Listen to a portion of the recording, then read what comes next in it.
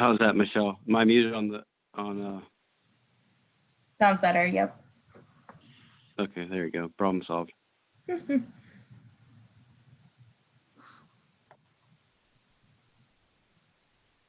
Oh, it's looking at me in my office.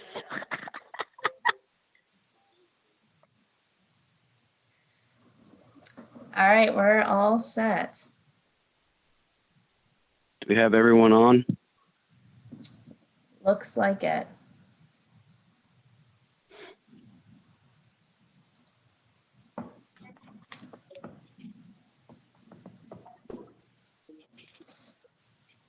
You're muted. I just want to state that we were notified a couple weeks ago that we were going to meet in person, and it was last minute, so I wasn't able to. So I'm actually here at the township, sitting at the board table, and was surprised to hear that we weren't having a meeting together in person. Well, I don't think we've had the board there in person together yet for a meeting. We tried out with the last time with the laptop and are trying some different things technology-wise going forward, but the invite went out with the Zoom link and there was never any discussion of it being present at Township Hall. But your email 2 weeks ago said you wanted to start having it in person. Right, and we tried the last one in person, but we have no executive session today, so seeing the trial and the labor that went into doing that, just having it over Zoom was adequate for today's meeting. Okay, hey, Andrew, maybe you can clarify with each board member where we're going to be, whether it's Zoom or at the building, just so Sure, we're all on the same page. Sorry, I didn't mean to cut you off. Certainly, I can try to clarify that going forward. All right, do we have everyone on? We're ready to go? Yes. All right, I call this meeting to order. Ms. Kraft, if you could please call roll. Chairman Rivers, Here. Mr. Grumbles, Here. Ms. Taranto. Here. I want to welcome everyone to our trustee meeting today, Monday, June 1st, 2020. Before we get started, I did want to take a moment of silence with respect to the current events that have happened in the last few days around our country and specifically in downtown Columbus surrounding the death of George Floyd. There's many lives that have been impacted, negative way. There's been a lot of suffering.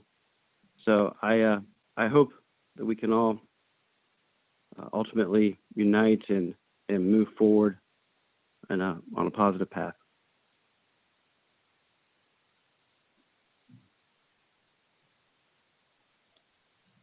Thank you, everyone. All right, we have a 10 a.m. zoning hearing. Before we get into the zoning hearing, do we have any agenda changes? I do not. Not here. All right, and Michelle, do we have everyone on for our zoning hearing? Yes, we do have Andy Wecker and Tony Ironman here representing the application number zone-19-07. Happy to read the legal notice to start it off. Yes, so I'd like to move to our zoning hearing. Michelle, if you could please read the notice.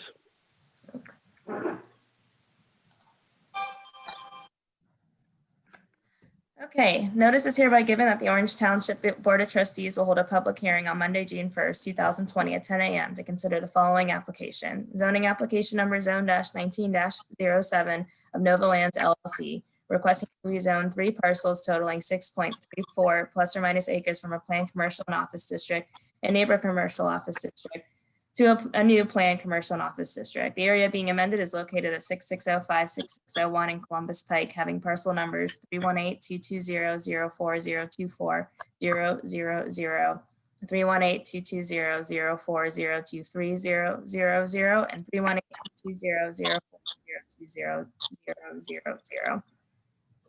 I did provide a staff report for the trustees to review.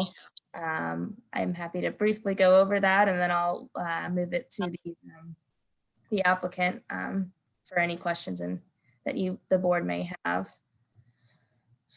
If everyone's familiar with this location, it used to be where that old hot tubs store used to be. So just on the corner of the southeast corner of Columbus Pike and Lewis Center Road. It is on combining these three parcels to have an outdoor furniture retail store. There are a few divergences that they're requesting. Primarily, it's in regards to having outdoors displays. So in order to have that type of use, they would need to display their furniture and other materials outside.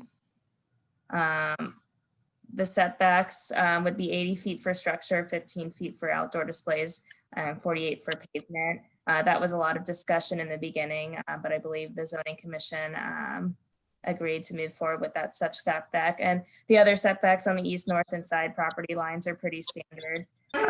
This is a 100-foot structure primarily because it's abutting residential. And then the north and south will have the 25-foot structure setback, and the pavement setbacks are also pretty standard. As far as the buildings, there's no proposal to have any new structures, so they're actually going to be renovating and making the existing buildings a lot more nicer and restored. This permitted materials will be pretty standard on what we allow in the past. Colors will be an earth tone range. As far as landscaping, we did ask for a landscape buffer along 23, which the applicant did agree to work with. The landscape on the overall site will change seasonally, just really depending on what time of year it is. Lighting is going to be pretty standard in compliance with our code. Parking will be sufficient.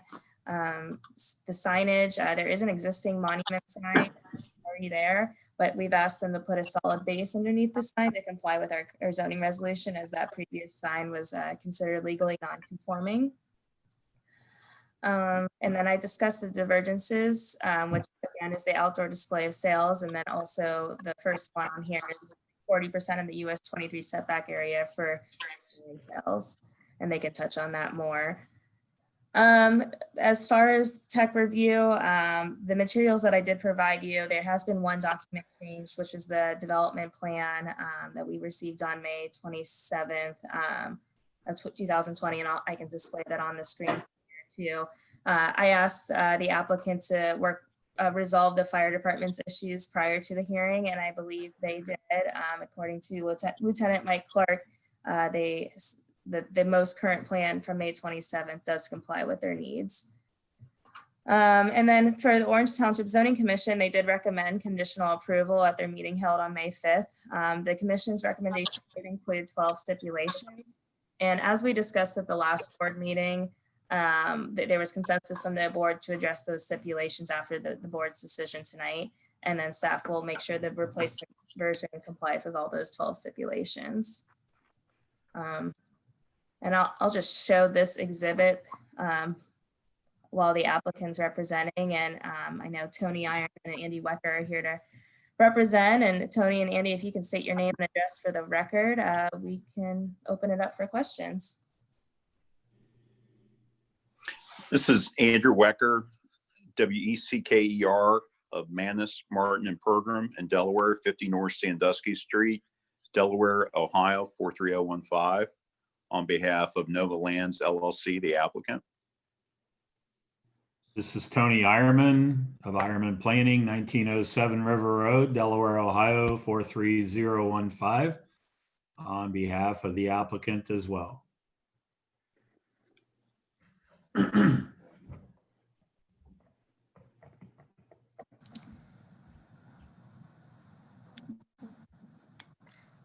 Tony, do you want to start, because you may have the best sense of the history in terms of outdoor advertising and the percentage of display area here within the setback area? Sure, I'd be happy to. A number of months ago, as an informal meeting with the zoning commission, we met with a couple of the zoning commission members and presented an idea for these 3 parcels owned by Mr. Miller and his companies for an outdoor display area and sales area for outdoor patio furniture, play equipment, small sheds and barns, and materials that you would find in your backyard, basically Adirondack chairs and pergolas and outdoor grills and things like that. We tried to include samples of some of the materials in our original submission, but we walked into that informal meeting with some ideas as well. Through the entire process, with their direction, we've worked with the zoning commission, with Michelle in the zoning office, with the fire department, with the neighbors, and behind us and to our south, and had contact with our neighbors to the north as well, to come up with a plan that was found acceptable by everyone. The zoning commission gave us a number of good directions with respect to display in the areas along Route 23. Neighbors to our east and our south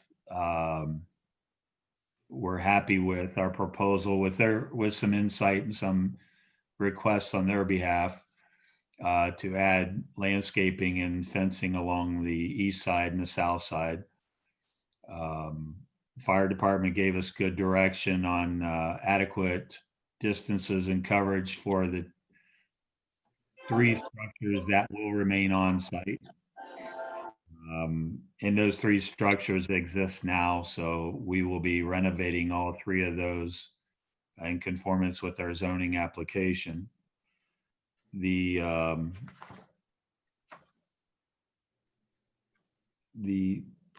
I'm not sure how detailed you want us to go, but we had a meeting 30, 45 days ago at the zoning commission. The final hearing we had with them had a number of stipulations, 12 or 13 stipulations seems like a lot, but a couple of those were paragraph or commas, adding a comma here or there. And just small clarity, like adding the matrix line between the setbacks that somehow didn't transfer from the download from the township matrix, but we'll get that fixed as well. You're talking about the table grid lines, right, Tony? Yes. Yeah. Along with a comma. Okay. Yeah.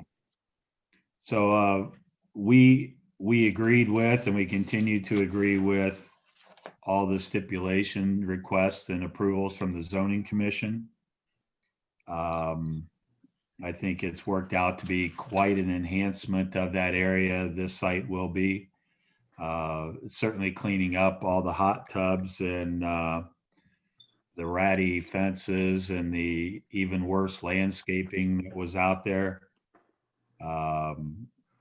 It will become an enhancement to that whole corridor and quite an attractive commercial operation that Mr. Miller is proposing for this site, and a nice addition to the crossroads of Delaware County at Lewis Center Road and Route 23.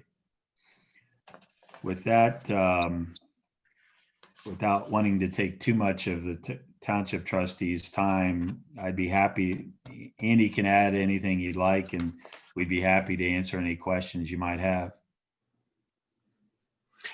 I think the only thing I would add is Mr. Miller, who owns Nova Lands, he continues to be excited about this site, and his business seems to have done very well these last recent months. And I think he's eager to begin work here. That some people, at least some of the people who would do business with JDM Structures, they haven't been able to go anywhere, so they've been focusing more in their home and their outdoor areas.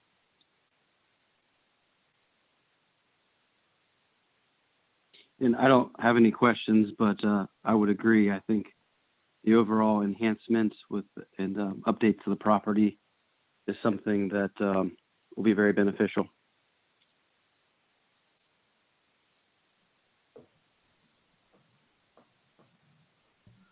The only question I have, is the residence to the north of the property? Is To the there north- home?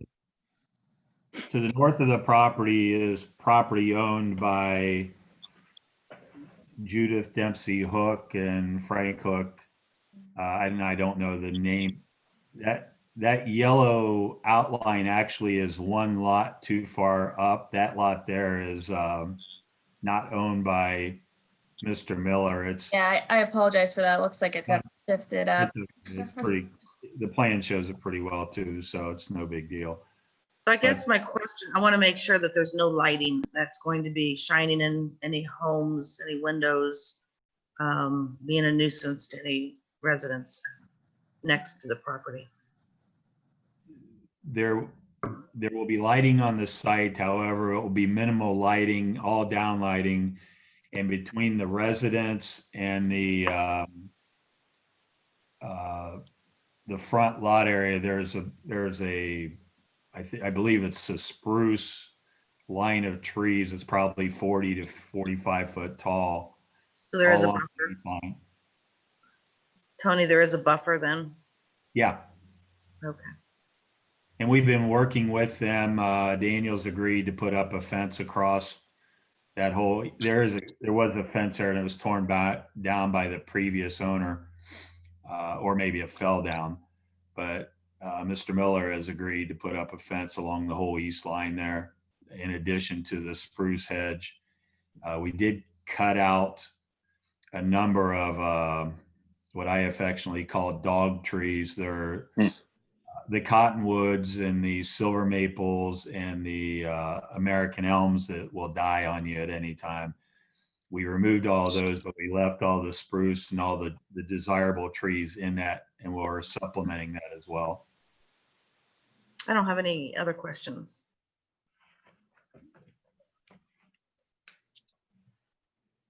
Do we have any other questions, comments? Glad to see this get moving. I know the north lot there has been an opportunity for quite some time. And I'm familiar with the tree line that was mentioned. So it's a pretty good natural barrier now with the residential structures there to the east. And I think this will be a good addition. There's a lot of chatter about, especially this time of year, you see with the backyards and help with pergolas and that sort of thing. So I think the aesthetic will hopefully attract more commerce, and it's a nice open area. So I like the fit. Doesn't congest the area too much from a optic standpoint. I think it'll be welcome. Good. Do we have any public comment?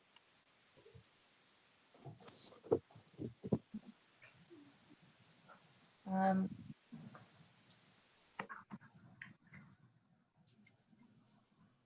we have any messages, Michelle? I'm not seeing any. I know there's a Matt on here, and I'm not sure if I sent him a message if he had any comments or had any questions about this hearing, but I have not heard from him. I thought that was the chief. Well, there's two Matts now.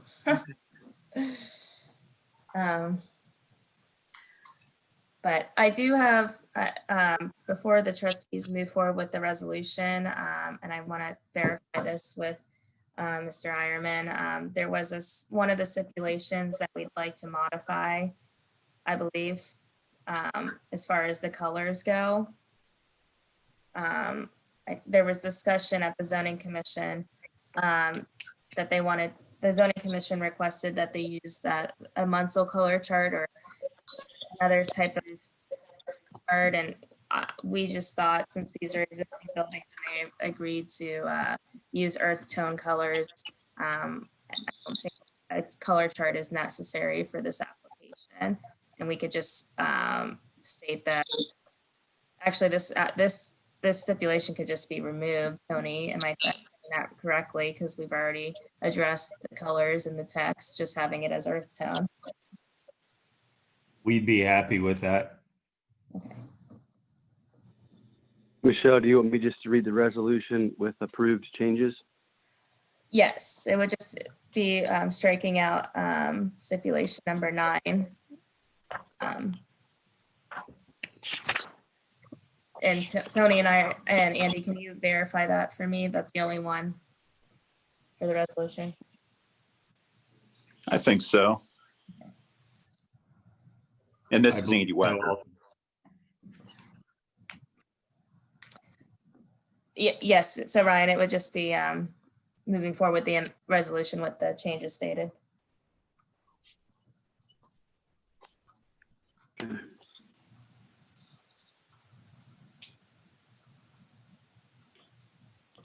All right, I make the motion to approve resolution 20-233, adopting a modification of zoning application ZON-19-07 of Nova Lands LLC for the Nova Lands Development Plan Commercial in Office District with changes stated. Second?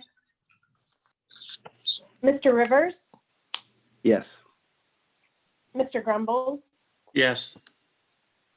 Ms. Taranto. Yes. All right, thank you. Thank you very much. All right, thank you, gentlemen. And with that, that will close the hearing and returns us back to regular session. Next up, we have the approval of minutes. This is for the May 18th trustee meeting. Do we have any questions? I make the motion to approve resolution 20-234, approving the electronic record of the proceedings from May 18th, 2020 trustee meeting. Second? Mr. Rivers, Yes. Mr. Grumbles, Yes. Ms. Taranto. Yes.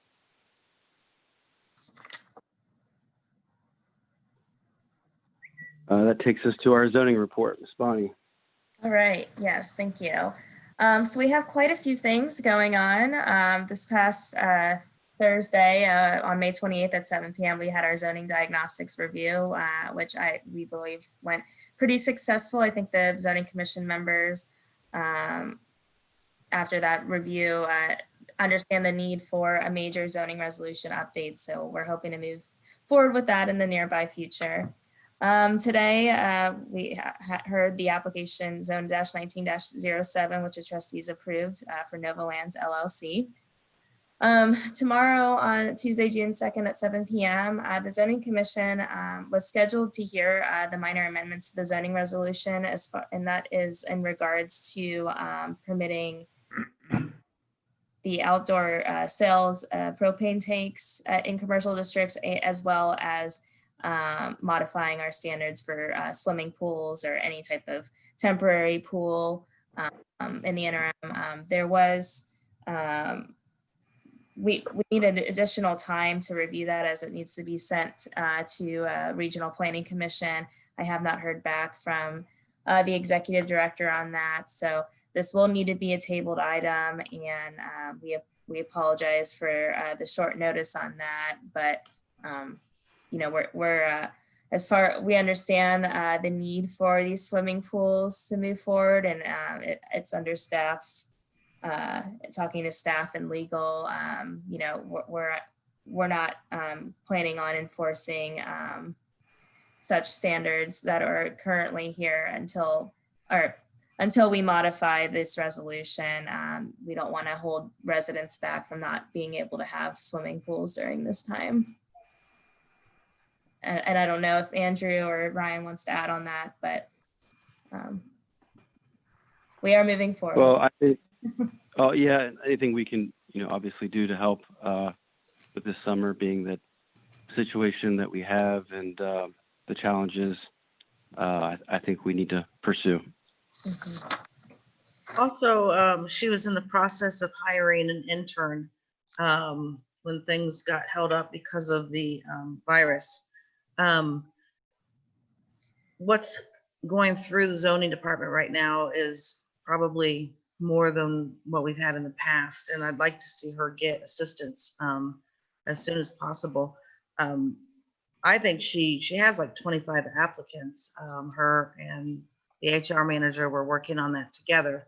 So I suggest you go ahead and interview, be 6 feet apart, or do a Zoom interview so she can get some help in that office as soon as possible. Andrew, do you think that that's something that you can assist with, that we can get that person in that we approved? Absolutely. And I mean, Michelle and I have talked off and on about what sort of help she may or may not need. So we'll continue that discussion and we can move forward with fulfilling those needs. That's great. Thank you. Yes, I appreciate Yeah, and I've been discussing with Michelle too, and unfortunately, in bringing in help, it's never a quick process. So whatever solutions we can come up with for the short term and helping with the staffing needs with all the activity and the workload, I think let's look at all options and whatever we can do to help, let's do it.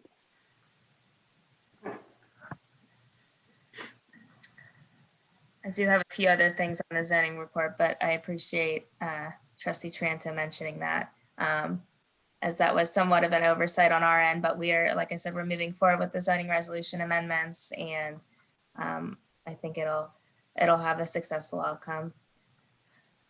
Following next week on Tuesday, June 9th, application number zone-19-02 for Turkey Hill should be wrapping up. We're still waiting on revised materials and they have until tomorrow to submit that to us. So hopefully we can wrap that up. On Thursday, June 11th at 6 p.m., we're having a second virtual open house, and that will be presenting the first draft of the US 23 Commercial Overlay District. We wanted to get more public feedback since the first open house was so successful. We were hoping to get some additional feedback when we're sharing the draft text to all. And then shortly following after that, Tuesday, June 16th at 7 p.m., the Zoning Commission will have its first hearing on the US 23 Commercial Overlay District. The text has been submitted to the Zoning Commission members, and Regional Planning did hear the text last week, and they recommended conditional approval on that. Following that, for the Board of Zoning Appeals on Thursday, June 18th at 6 p.m., we do have 3 applications. The first application is to construct a deck in Highland Lakes. Following that is an area variance for our lighting standards in the Creekside Industrial Park. And then the last one is first the Slate Ridge development, as they're seeking a variance to relocate temporary signage. And then the last thing I want to point out, so tomorrow we're supposed to hear zoning application number zone-20-01 of the Reserve at North Farms. Those are the apartments along North Road that are proposed. The applicant has requested a tabling. Last I heard, I believe it's going to be tabled until mid-July, as they want to have more time working something out with the residents. And that's all I have for the zoning report. Thank you, Michelle. Thank you. Maintenance report, Mr. Cowan. Thank you, Mr. Chairman. 1 second here, I'll pop in.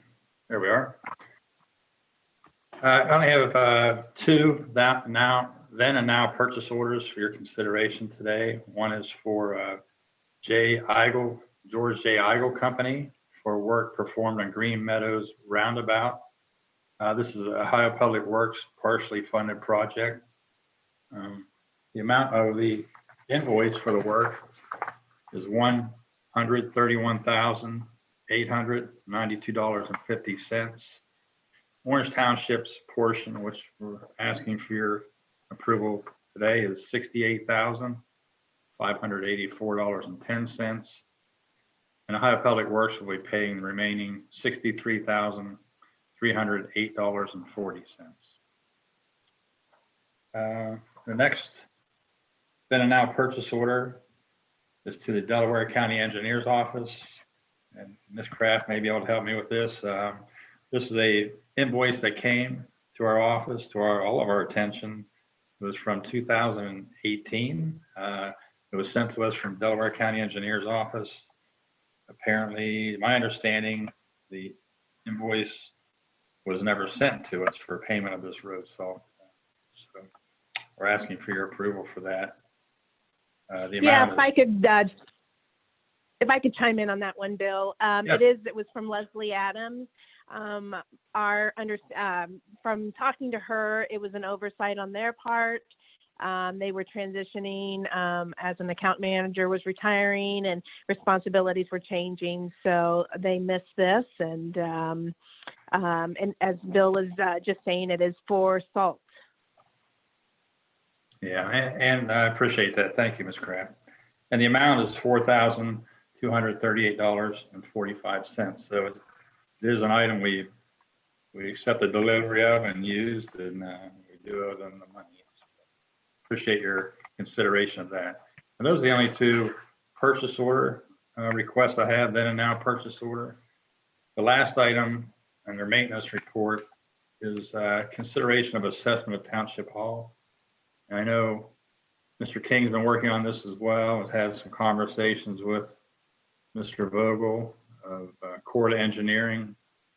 So what we've talked about, and what's been talked about with trustees and many of us, is about trying to take an outside look at Township Hall here, how we can better utilize the space that we have without doing a lot of building additions or anything like that. But I don't know if Mr. King wants to speak to that. I don't have any legislation for that, but Mr. King may have something.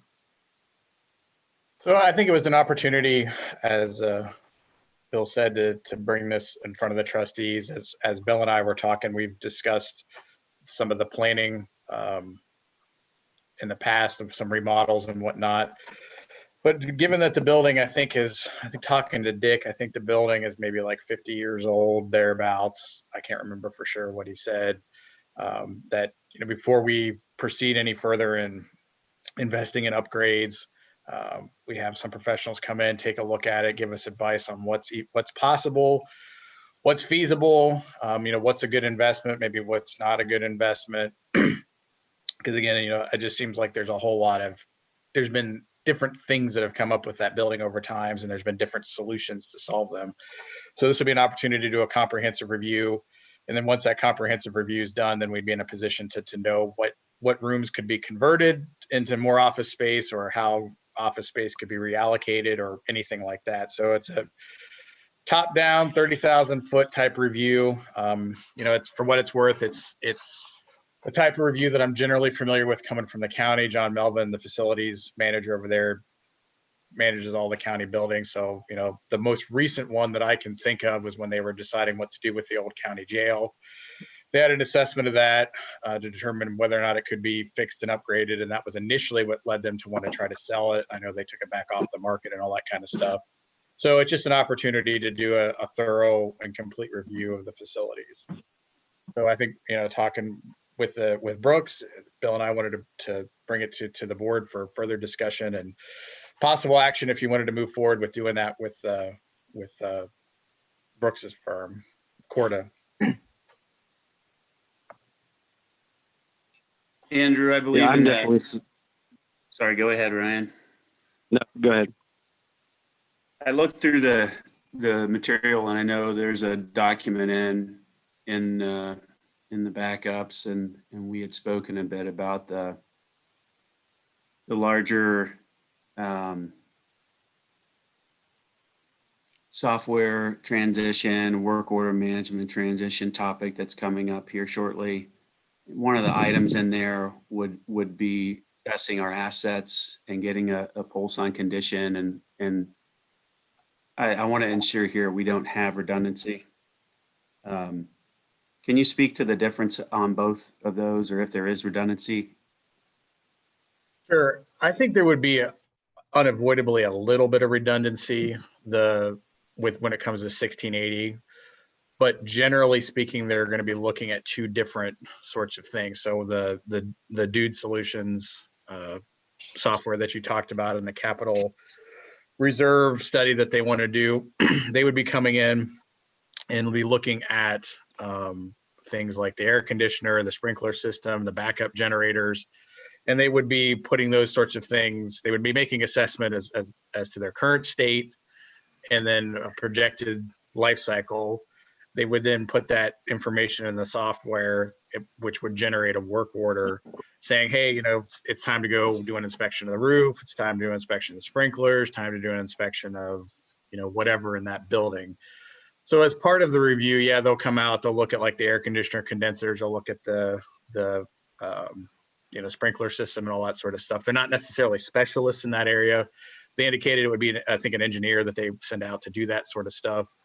So it would be looking more at the individual pieces, and whereas the facilities study would be looking at it as a whole and determining, what could be done, just whether or not it's been talked about before, whether or not the garage makes sense to convert into office space, whether it makes sense to change the way the Thompson room or Moffett room is organized, whether, I'm all for it. I'm all for that. It's the simple question for me was with the engineers, would there be overlap? And you answered it. So if there's minimal overlap, I think if we have, Corda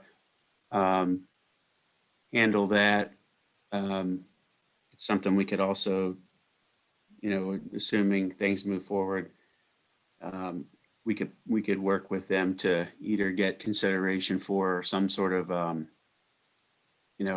hey, we just had this done, so here you go kind of thing, some offset. I'm sure they'd be open to discussing that. But as far as Corda and the work done, it came up before I arrived. I know Trustee Rivers brought that up as a suggestion when we were moving forward with the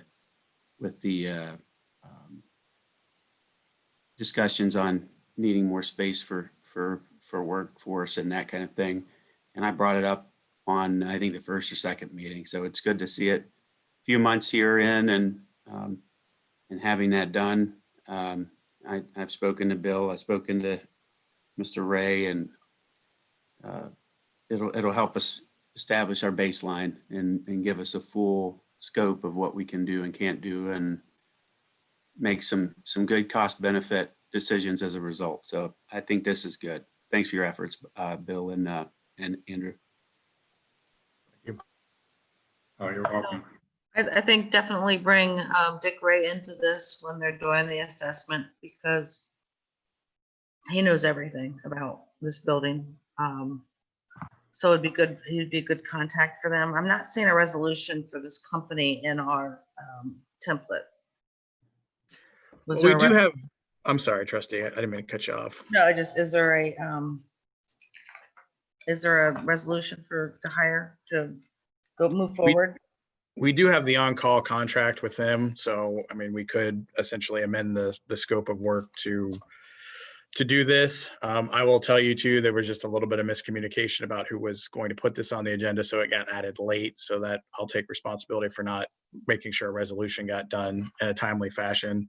So if it's something that, we want to move forward with at the next meeting, we can table it and bring it back up at the next meeting.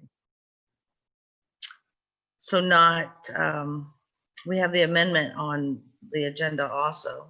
So wouldn't it be covered under that? Well, that's what I'm saying. We could just do it all under the on-call agreement that we already have with Corda, since that's sort of a master services contract is the way that it looks to me, Right. Reading through it. I mean, I probably would have drafted it a little bit differently if I had been the lawyer, but that's what it looks like. And this colorably falls under it because there was a section on changing the scope of work. So I think based on this, we already have a contract in place, and, Fiscal Officer Crafts, welcome to jump in here. I think at this point, if you guys as a board wanted to approve that moving forward and then just open up a PO for that, I think we could do that because we already have a contract in place with Corda, and this would be covered conceivably under that contract. I'm okay with that. And Andrew, if we need to amend anything with the contract that you think would make sense, we could just have a consensus today to move forward and then make those changes at our next meeting, if Certainly. so needed. I'm not sure if they're needed. I'm not sure they're needed either. I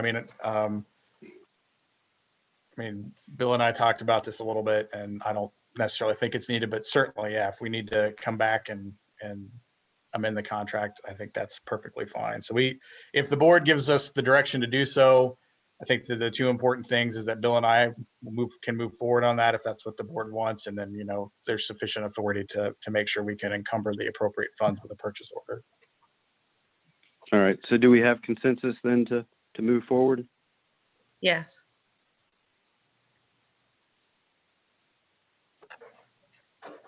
Trustee No Grumbles, problem you on there? my end here.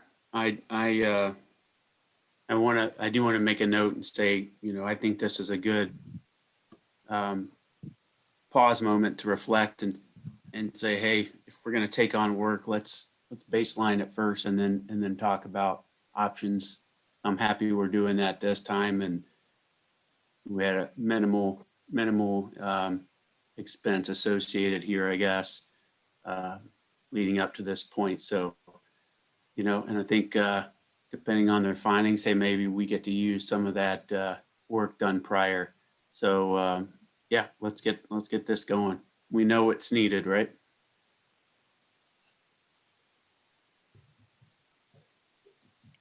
Oh, yes, definitely. All right. Well, consensus to move forward. Thanks, Bill. Oh, thank you. I believe have we a few items for the Yes, park thank you, report Bill. next when you're ready. Yep.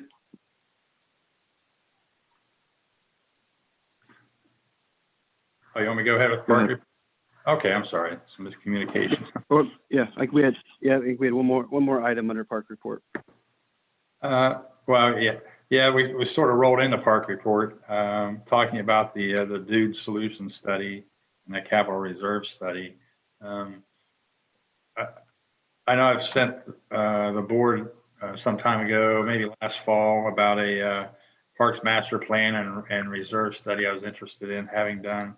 And this really fits right in with that reserve study. That was the real intention of that plan.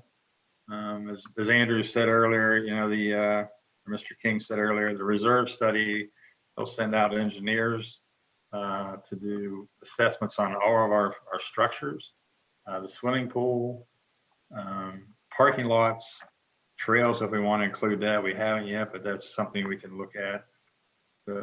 All these items that we own, they'll do an assessment, do an evaluation, and give us some time frame of when we think things may need repaired, replaced, etc.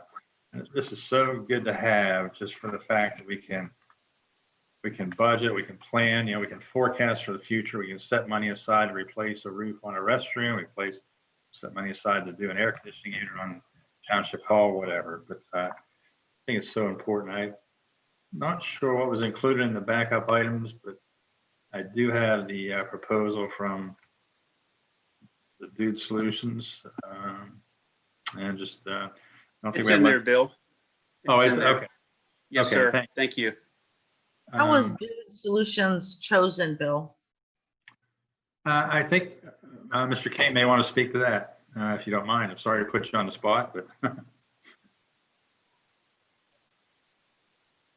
I'm happy to talk about it. So really and I'd never worked with them as a vendor. I just was familiar with that's what the county used.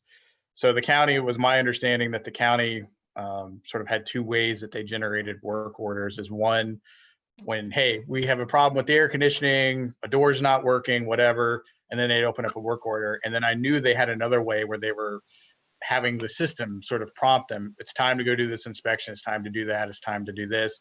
And then I knew that they had sort of a comprehensive inventory too. So when I talked to John, he said, well, we're using this software, Dude Solutions, and they've been using it for a while. So I just reached out to them, and we had a discussion with them. Bill and I think, sat through a demo.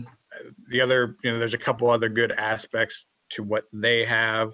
Is there's a GIS mapping component. So for example, if we wanted to put all of our roads in there, or there was a road project, we can tag it on the map and specify, hey, there's a pothole out here that needs to be replaced. The maintenance folks can go out and do that. Same with all our parks assets, we'll know on the map right where they're at. So if we needed to send someone out. And one of the other little nice things about this service is they have a, sorry about that. They have this barcoding software too, where all the assets can be barcoded. So for example, if Dick comes into the building, he could scan the building, and then it'll tell him, hey, there's these open work orders. It'll also track, who's working on the work orders, when it's been open, when it's been closed. So that way we're keeping track of all that. And then it also has, as Mr. Cowan indicated, like a fiscal projecting part of it, where we know it'll sort of tell us, hey, you spent this amount of money on the air conditioning unit in the past 5 years. This is what we think the life is, and you're sort of reached the point where it's time to take it in. So this was all, I kind of knew that the county was using something, and that's when I asked John. That's what he gave me this. So that's why we talked to them about what they had available. Michelle, there was software that you had purchased, and the other departments were supposed to be able to use it. Do you remember what that was? It's iWorks. Yeah, iWorks. And is that different than this Dude solution?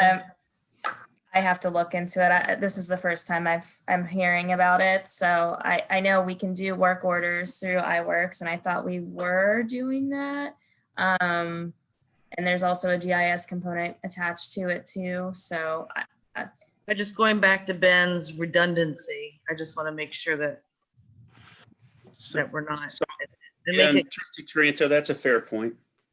And I don't Sorry. want to make it's difficult for the staff to add another software on that they have to utilize. I'm not saying it's a bad thing. I just want to make sure that we don't already have the capability to do what this scope is talking about. So Trustee Taranto, I want to back up a little bit here too. Part of all of this is really rooted in dialogue I had with Mr. Cowan earlier, and then with Mr. King coming aboard, and our transition with some of the admin work, kind of laying out priorities and things of that nature. So iWorks does have some capability. And I know in speaking with Mr. King through the transition points, I know he's looked at different solutions. It's and different providers and software packages. It's not just Dude Solutions.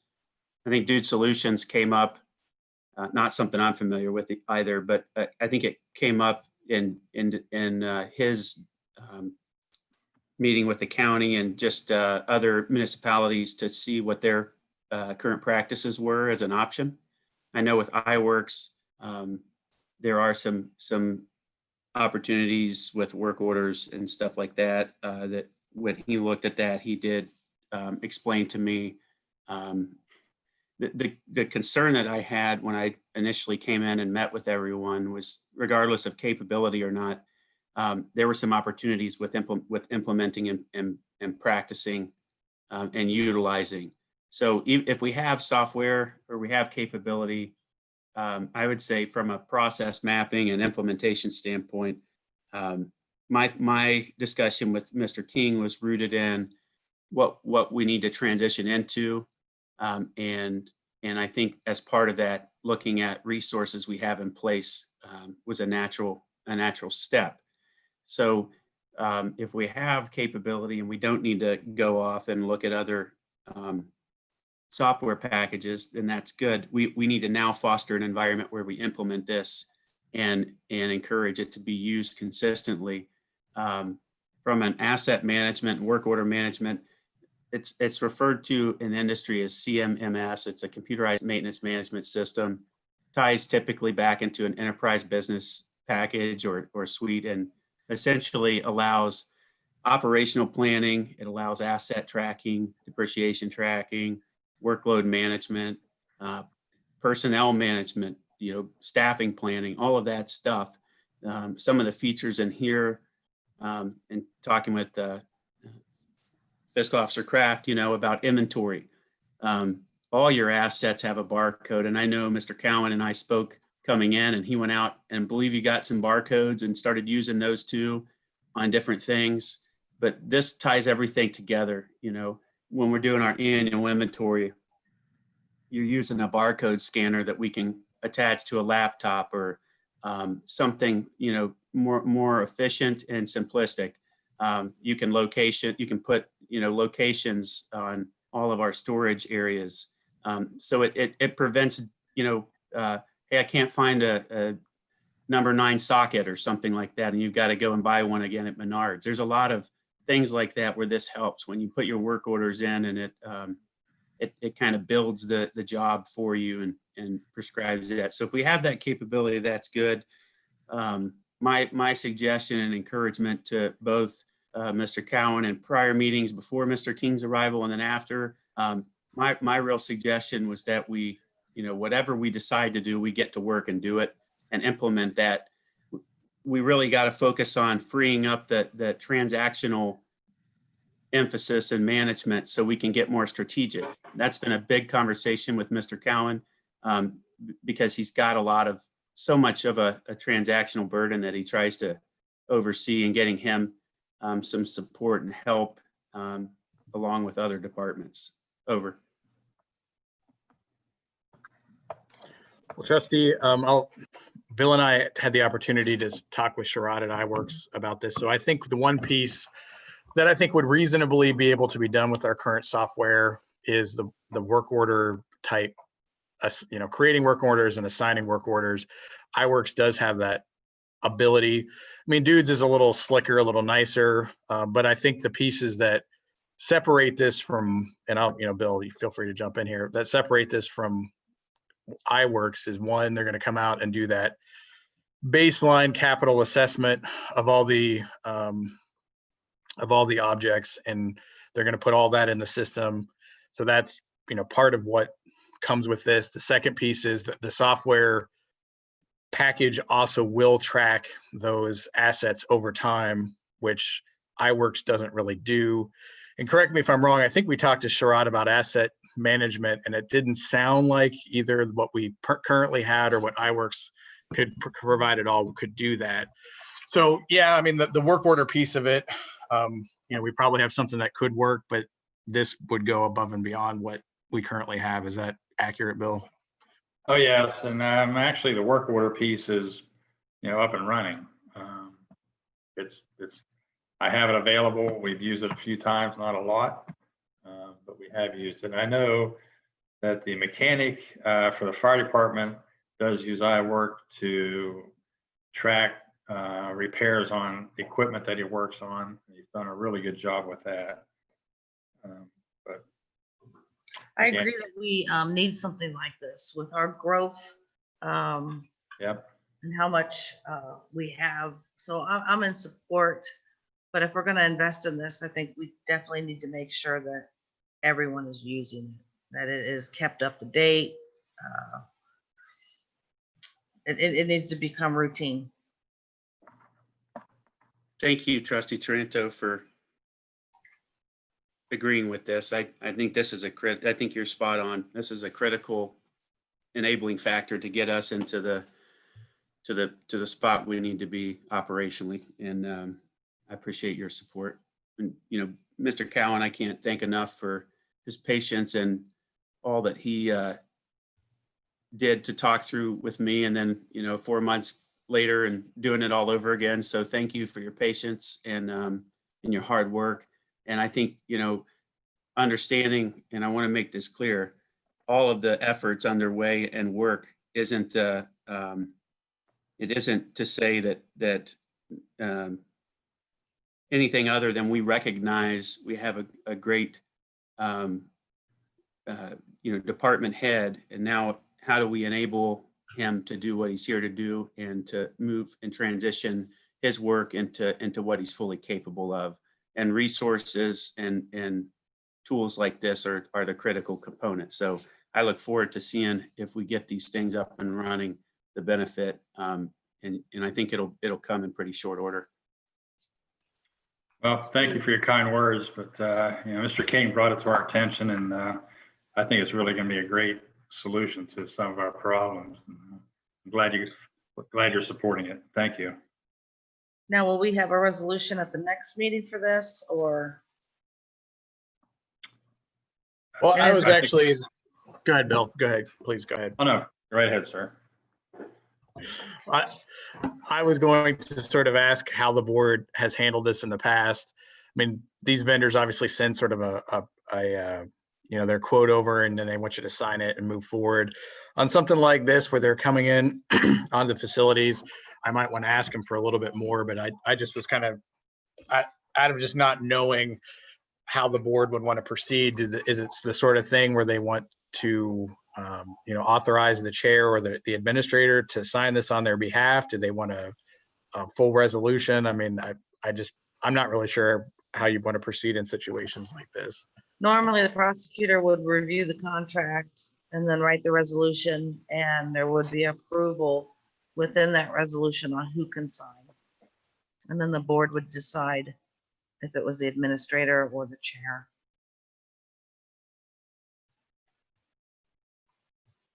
And I did have a question, Bill, as far as updating the master plan.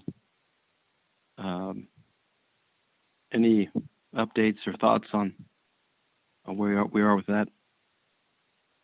No, yeah, I've been kind of following that, our presentation on YouTube, looking for some feedback. I think the county was collecting that data. Once we get that assembled, we can move forward with that, certainly. Okay, wonderful. That's great. Thank you for your question.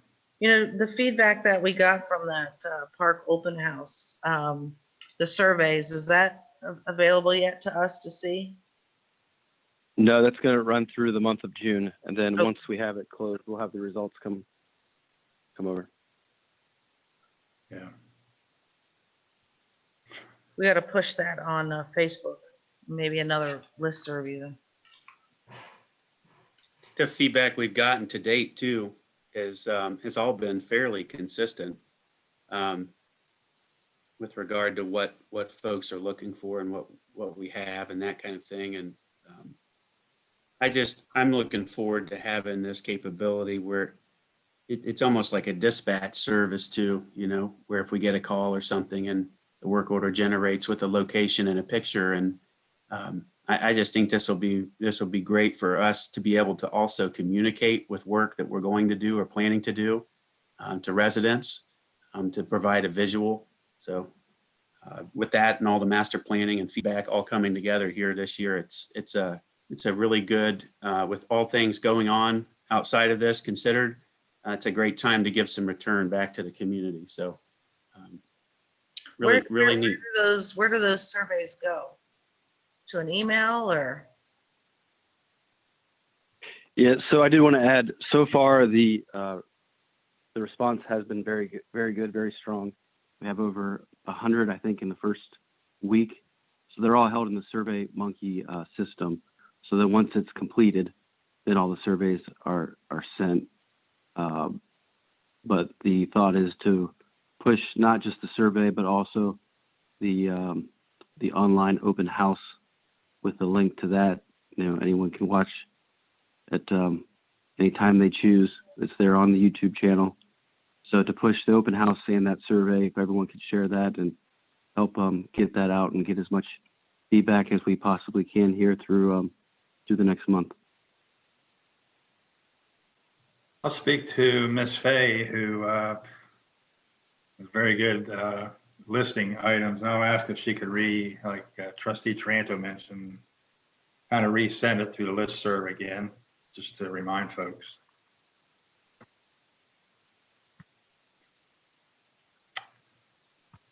I guess moving on, I have one more item in the park report.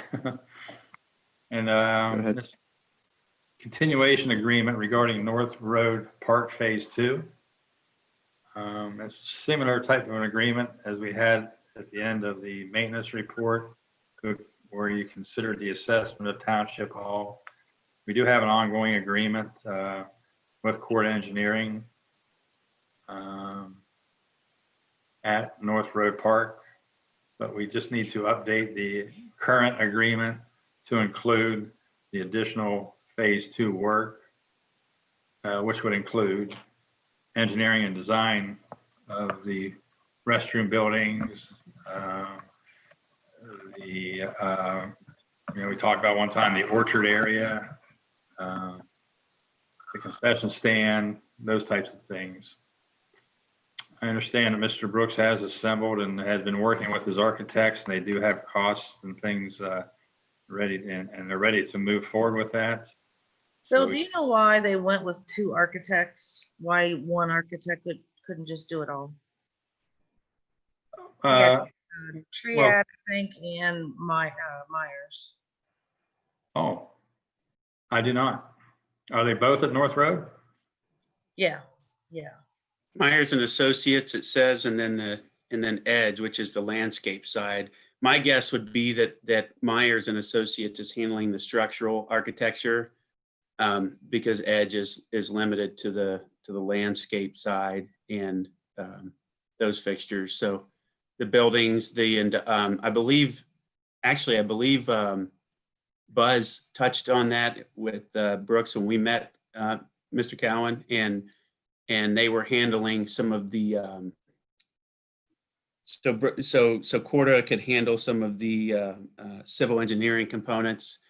Edge was handling some of the landscape architecture, and then the other components of that had to do with certain features and structures. I think he did mention that they would need to potentially leverage other architecture or design firms, if I'm not mistaken.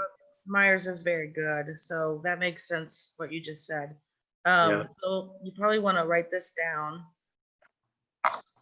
Buzz only has 4 pickleball courts, and it's 5. Nice 5 in the picture. In his scope. Oh, okay. In the scope, he says 4, but there's actually 5 in the picture. Okay. So just make That sure. says 5 right there. That's Corda. Go down to where Okay. Edge is. 5's the number, though. Right. All right. And I like Yeah. where the dog park is.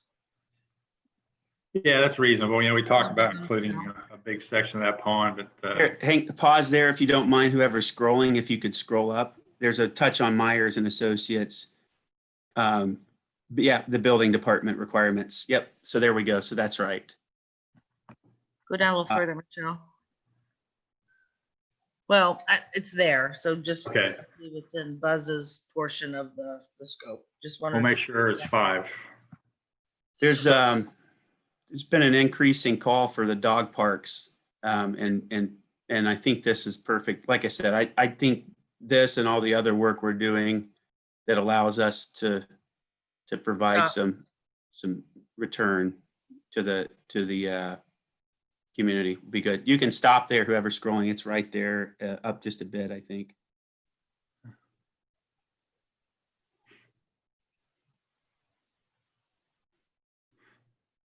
right there, Yep, I 4. paragraph. All right. I will call that to his attention. No. So we're looking for your support to move forward with that. Not sure what you may need, if a resolution or just a consensus that we could continue.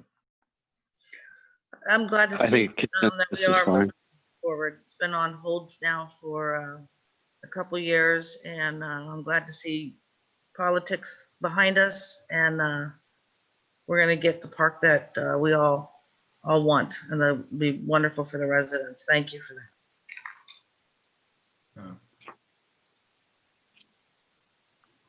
I think just consensus is all we need, Bill. So I Okay, think we have a wonderful. consensus. Yes. We all in agreement? Yep, yes, here. I think I also want to bring up too the orchard.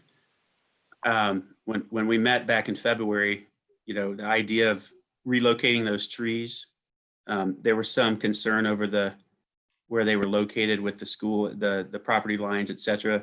But of putting an orchard, you know, fruit bearing trees and that kind of thing in, kind of going back to last meeting where we talked about potential for community gardens and things of that nature too. Just tying all of that in. I know there's a lot of residential kind of dialogue going on too with nature and preserving what we have, but also you know, just really tapping into it. And I think if we did have an orchard there, like we had planned, we could really have some fun events with that. And I think it'll be a nice touch. Good job on this one too. Yeah, absolutely. I think it's gonna be our best park. Thank you for your support. We appreciate it. That concludes my report. Unless you have any questions, I could be happy to try and answer them for you. I think we just have two resolutions here to approve. So I make Yes. the motion to approve resolution 20-235, authorize the issuance of a then and now purchase order to George J. Eigel Company. Second? Mr. Rivers, Yes. Mr. Grumbles, Yes. Ms. Tranto. Yes. I make the motion to approve resolution 20-236, to authorize the issuance of a then and now purchase order to the Delaware County Engineer. Second? Second.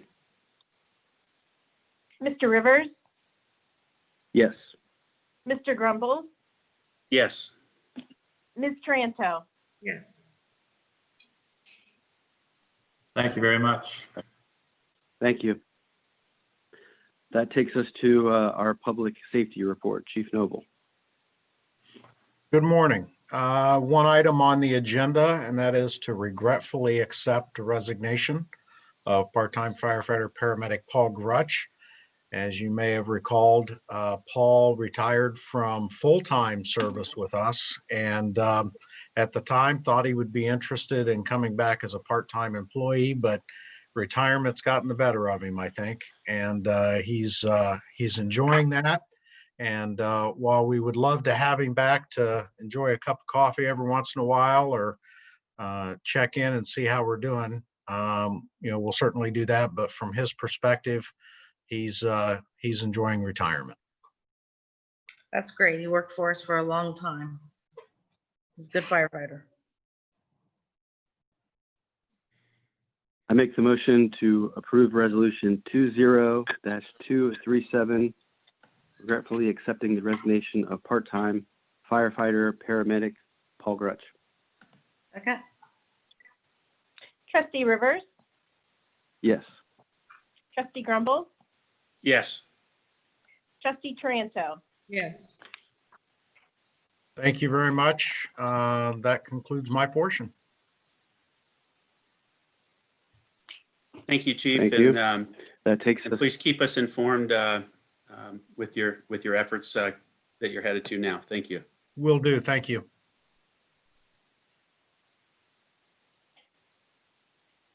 all right, and that takes us to our fiscal officer report. Ms. Kraft.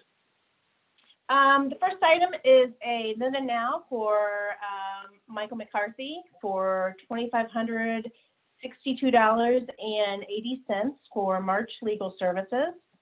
I think from the last meeting, we should only have one, if not two more invoices. I'm not sure how much work he did in May, but that should be the end of Mr. McCarthy's invoices. The fiscal team met to discuss our goals for next year, for the remainder of this year, and start kind of thinking ahead to next year. And just as an FYI, our main goals this year are to transition to a purchase card, get rid of the BP card and our current fleet card. And then we want to thoroughly review and document the cemetery process.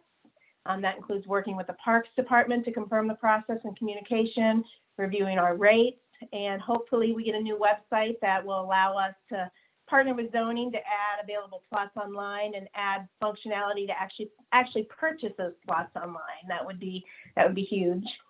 And then publishing our financial reports by the 10th of the following month. So I'm actually going to be reconciling bank accounts today, and our goal is to get all those reports, fund reports, and get everything posted on the website by the 10th of the month.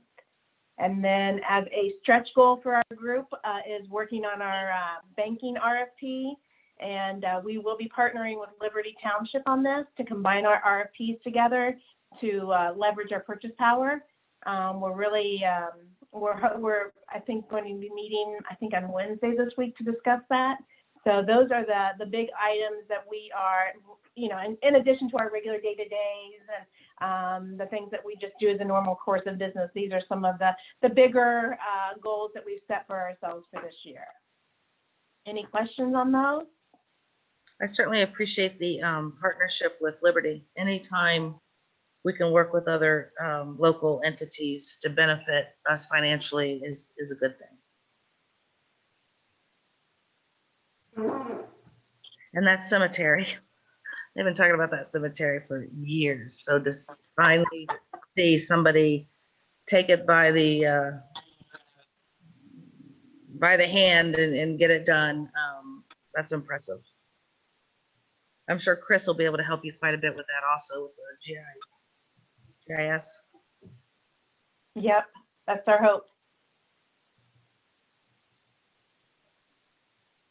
Okay, then moving on,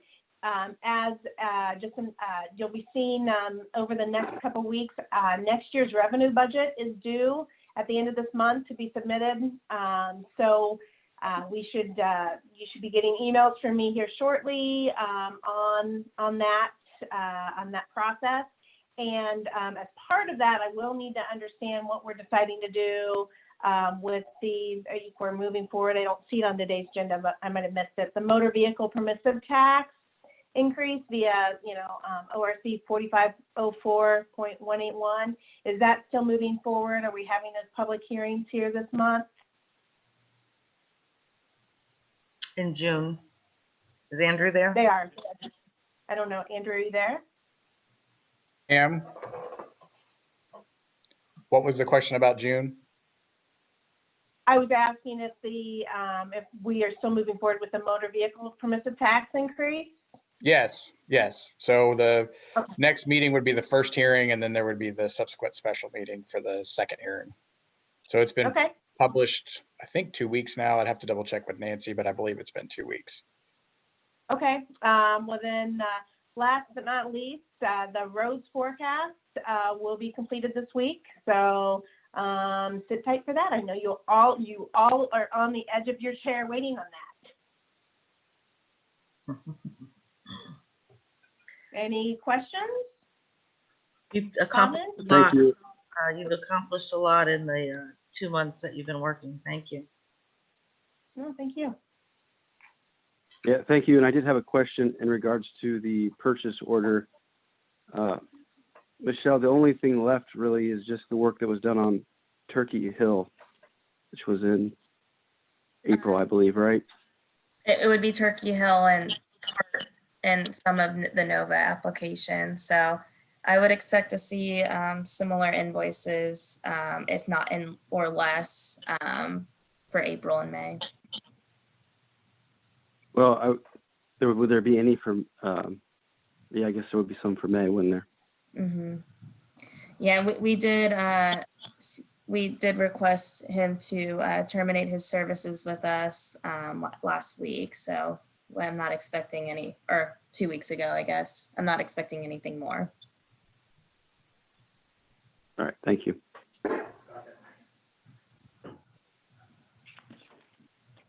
Have anything else And then to add? other than that, we have the pool analysis that was sent out. I'm guessing there were no questions on that. So obviously the decision's been made. So hopefully that information was helpful in that decision making.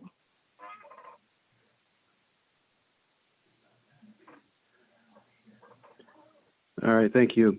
I make the motion to approve resolution 20-238, authorize the issuance of a then and now purchase order to Michael J. McCarthy. Second? Mr. Rivers, Yes. Mr. Grumble, Yes. Ms. Taranto. Yes. Thank you. Thank you. And that takes us to our administrative report, Mr. King. Right. So first up here is the contract with Alan Freeman, the 50+1 Public Policy Institute. They're the folks that the township worked with last year on the grant writing. He is anxious to get restarted on that. I know he's got some things he wants to attend in June, like I think a Morpsey thing. I can't remember. I'd have to look at the email. He also solicited some input from me, and I asked the department heads for any sort of projects that they thought there might be grant money out there for. So I know he was going to keep an eye out for things for fire or maybe planning or mapping type stuff for zoning, in addition to the parks and road stuff that he's already doing for operations. So, I talked to Chris a little bit about this, the prosecutor's office, and, he re-reviewed what was approved last year, came up with this amendment, and so it's for the board's, it's ripe for the board's consideration if they want to move forward with Alan Freeman to do our grant writing this upcoming year. For the last 6 months of the year, I guess I should clarify that's what this resolution would be for. Yeah, and I think I know how important the grants are. I think this is an opportunity to take the next 6 months with Mr. Freeman, have him plugged in and assess, and at the end of the year we can see the progress made, and at that point, look back on the 6 months of work that was done. But this is something I think we want to get moving on. I agree with you. I do have concerns. He was difficult to find. No online presence. Communication was lacking. The contract is dated January 7th in the backup, Andrew. I'm sure, it's not a big deal, but just to bring that to your attention. So I really want accountability and, $1,500 a month. I'd like to know that things are moving along, that he's working on things. So is it possible to have a monthly report from him that I could see, or all the trustees can see? Then also your community gardens. I believe there's grants out there for community gardens. There is, yeah, several. So that might be something that we could send his way. And while I think it's too late for community gardens this year because the planting season is over, that would give us time to work on a grant for it and have the winter to get everything ready and ready to go for next spring. I really like that idea. But I wanted to throw out there about the grant, Andrew.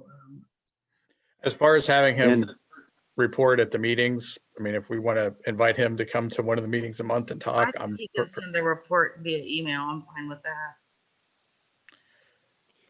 And I will I add don't have a that. problem asking. I'm sorry, trustee, go ahead. I'm sorry. No, I just want to add. I will say he does come recommended from another township in Delaware County that's had good experience working with him. So I agree. Let's plug him back in, and we can assess this as we go, and hopefully we can get some successful grants written. Yeah, I'm probably the one disagreeer, I guess, at this point. I looked over the past correspondence and work done, and I just didn't find anything that would substantiate a continuity without a lot more dialogue than what we've had. It just to me, it looked like we I don't know what the actual sum total is at this point that we paid out, but I couldn't find anything that that substantiated offset return on investment. I don't think there was one. I don't think there was. Any work that was actually completed or done. So The one thing that really concerned me was and I briefly looked over this, and I wasn't 100% certain what all it was pertaining to, because before this, everyone always just said the gentleman's name. So I had to kind of do a little bit of digging. But the contract itself that I looked over, the way it was structured and monthly, just there was not the structure of the work wasn't such in that it was tied to performance. My preference in contracting is that there's if you have a product or a good. So we just went through contracts where we went to an engineering firm and said, hey, look, we want to build a park. We need your help. They came back with design work. They handed us a tangible good or service that has a value assessed to it. And we said, you know what, we think that's a fair return. Commerce, all of that, we felt good about. And so we're going to pay you for it. You're going to produce this good or service, and then you're going to help us go out and find people to build it. Writing a contract that says we're just going to pay you, and hopefully in time something comes up that benefits us, I think leaves a lot to be desired. And I think when we're spending taxpayer dollars, it's something that we need to be especially mindful of. I would be more willing to go along with something that said, hey, we're willing to give you a firm fixed contract with an incentive fee of that, something of that nature, where we're saying we'll retain you for a flat rate of this amount. And if you come back with a grant, to help our township, then, we'll give you every grant, we'll give you this or whatever. I hope that makes sense. The concern I have here is we wrote a contract or put a contract forth that doesn't say any of that. And we got exactly what the concern is, nothing. So we paid someone, we got nothing in return. So I think we need to really sharpen our pencils on our contract writing in this kind of situation and make sure that we incentivize our vendors to have a return. And if they don't have a return, we give ourselves the ability to hold them accountable or move out clearly. And that's it. So I'll step off the soapbox and pause for comment. I think prior when this started, and I can't speak to exactly what happened, but not much became of it. I don't think there was more than 2 or 3 months that it got in progress or anything was paid, and then it didn't go forward from there. So I'm fine if we want to do a 30-day trial and get some more definition and details as far as what the goals are and what the compensation is being for. I'm not sure as far as grant writing and incentives for success, legally what can be written into a contract there. And I know, time is of the essence here, so I don't think we, want to wait any longer. However, I agree, we do want to make sure that there's a value there. So if we want to take a look at this as maybe a 30 or 60-day assessment of Mr. Freeman and his work, I'd be okay with that. Bill, are you still there? I am. The grants of the Vail Canyon and Lewis Center, is there more work to be done on those grants? We could look at Bell Canyon, since, it's really But just, isn't there different steps that you have to take throughout the project? I thought I remember that gentleman, because everything kind of got stopped, and you came in, didn't know what was, you're catching up. But I'm just curious, if you were to work on those grants, or are they complete? so Bell Canyon still, the very early stages, we're just acquiring right away now. And I don't believe there's any other grant applications that have been submitted for assistance in that work. Okay, so the one on Vail Canyon, then there's still steps that have to be taken as we proceed with that, right? Oh, yes, absolutely. That was something that Alan Freeman was going to do, I believe.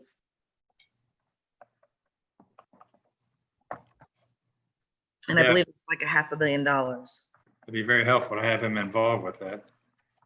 Good. Give a good out of the gate, something to work on. The other thing I would reiterate to the group, the OTA made it very clear in one of the meetings. I believe Ms. Kraft was there with me at this particular meeting. I've heard it come up now multiple times though. With every 2 years, the House and the state, work on their capital budget, and they accept applications and requests from municipalities just like ours. It's how Delaware funded their Veterans Memorial largely. And I think if we could keep that in mind in this case too, we have several projects. Again, the gardens, the Veterans Memorial we're working on. But there's a host of projects that I think would qualify in our township. Maybe that's something too, with his experience that we could put out there. Over. Hey, and thanks, Ben. I do remember that. That's a good point. I also just want to let you know, to your question, we did pay them $5,000 last year. I just looked up in the books. So. Yeah, I believe there was an initial payment and then there was 2 following months, and that was all that was paid. And it was a year agreement. So I think we're all in agreement that we need to hold him accountable and make sure that he's working on the projects. So are we okay to, I'm not quite sure how to go forward here. Andrew, maybe you can give some guidance, but maybe put this as a 30-day agreement and see what we can pull together, what he's going to work for, and get a little bit more detailed as far as what's going to extend beyond the 30 days, but we can at least get him started for now. And if we have any issues or there's whatever there may be, we can address after 30 days. Ryan, I'd probably do 60 days. Yeah, I was going to say maybe a little longer, get his feet under him. Okay. And to work 69, 30, 60, 90, something like, Well, I guess my thought would be this, because I don't have handy the original contract, so I don't know what exactly we're renewing. So my thought would be maybe we just fix this on the fly, maybe add under the now therefore, make maybe a paragraph 7 that well, I don't know, maybe I'm thinking out loud here. Maybe do the renewal. We renew it for an additional 60 days with the option to renew through the end of the year or something to that effect. Because like I said, I just don't know what the contract said as far as so what I'm trying to avoid is I don't want the township to get locked into the contract if after 60 days they decide they don't want to use his services anymore. And I just don't know exactly what the original language said off the top of my head, and I'd have to go digging for it. And so that would be my only concern. Well, do we want to move forward, get all the parties necessary together with the consent of the board, and then we'll have a updated contract with the necessary revisions we've discussed for our next meeting? Yeah, it's a 1-year contract. It's pretty basic. So maybe we can change it to 60 days, and then if the 60 days go well, we can look at extending it further. Yes. I can work with Chris on that. In the interim, is it okay? Because I know he wanted to do some work this month. If I approved up to $2,500 of work for him this month, because I know he wanted to attend something in the next couple of days, and without a contract in place, I don't really want him to do work unless we're going to pay him. Or we could, I'm just throwing it out there. We don't have to do that, Yeah. but that's. Yeah, I'm okay with making a commitment here for the short term just to get him going. And like I said, if we have issues or concerns, or if this doesn't work out as hoped, we're not locked into an agreement beyond, the next month or 2. Sounds good. So is that consensus that we're going towards, right? Consensus reached then on that? Trustee Grumbles, are you okay with that? Yep, let's do it. Let's get to work. But we're going to table this agreement for the next meeting, right? We're not going to actually approve this as written, correct? I just want to clarify. Right. Yeah, Okay. we're not going to approve this as written. We'll revise it for the next meeting.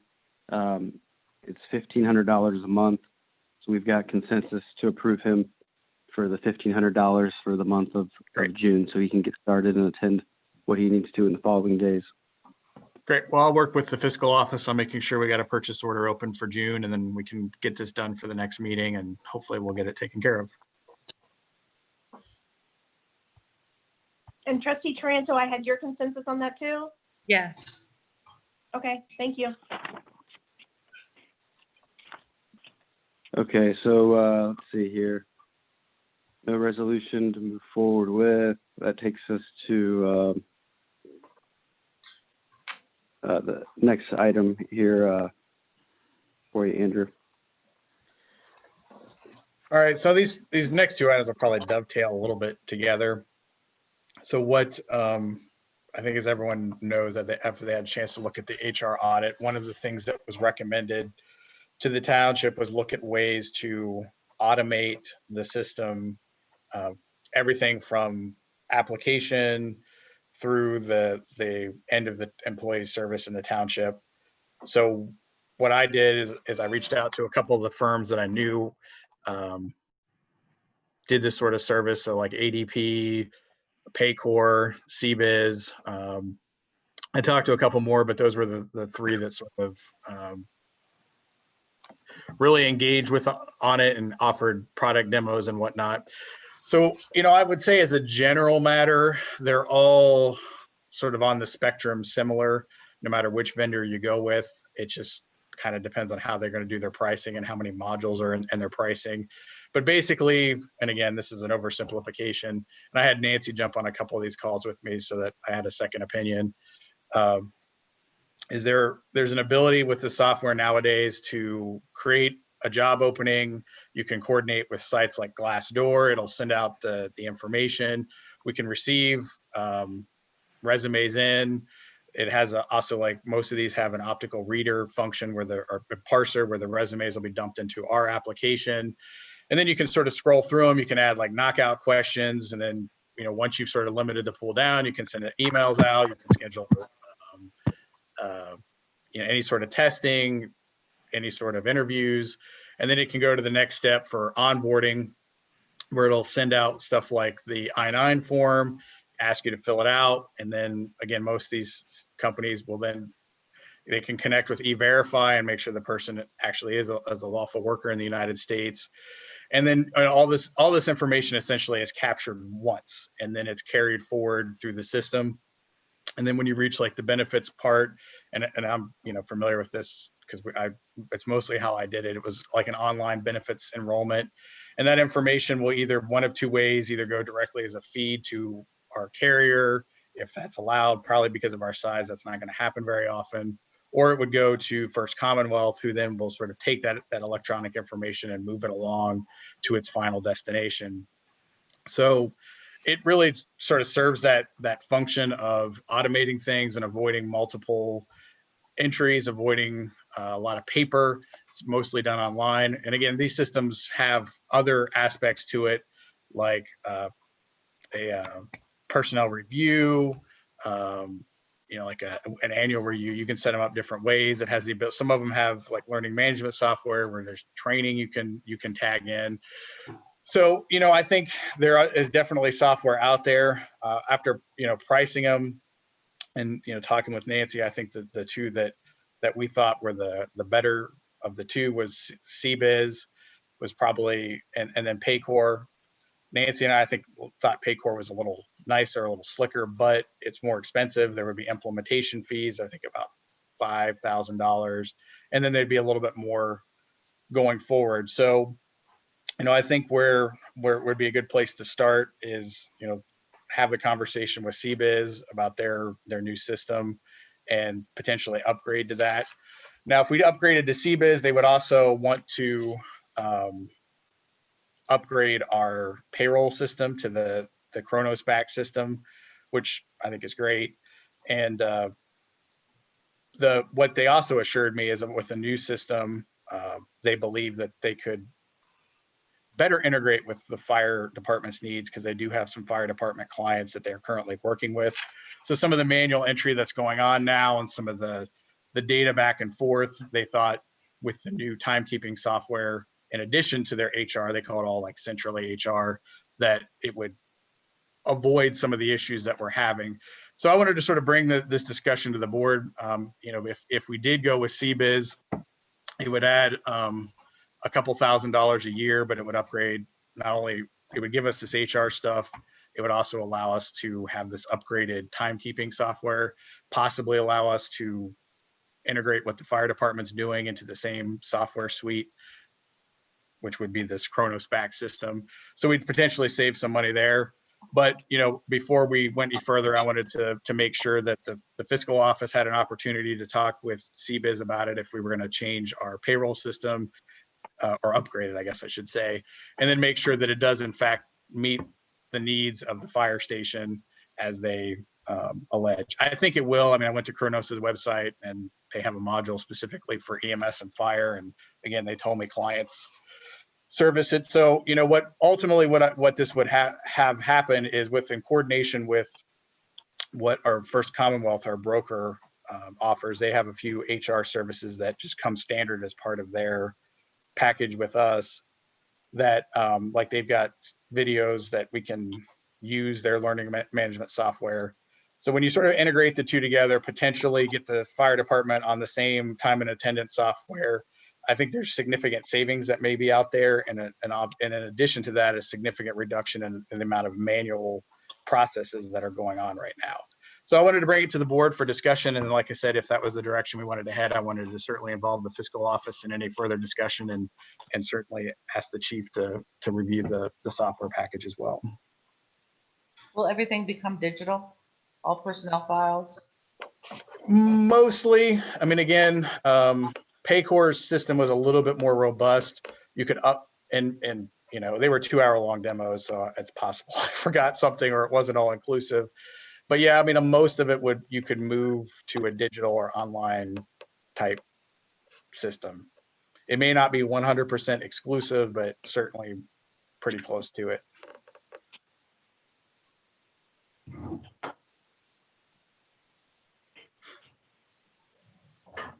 No, I would love to talk to CBiz.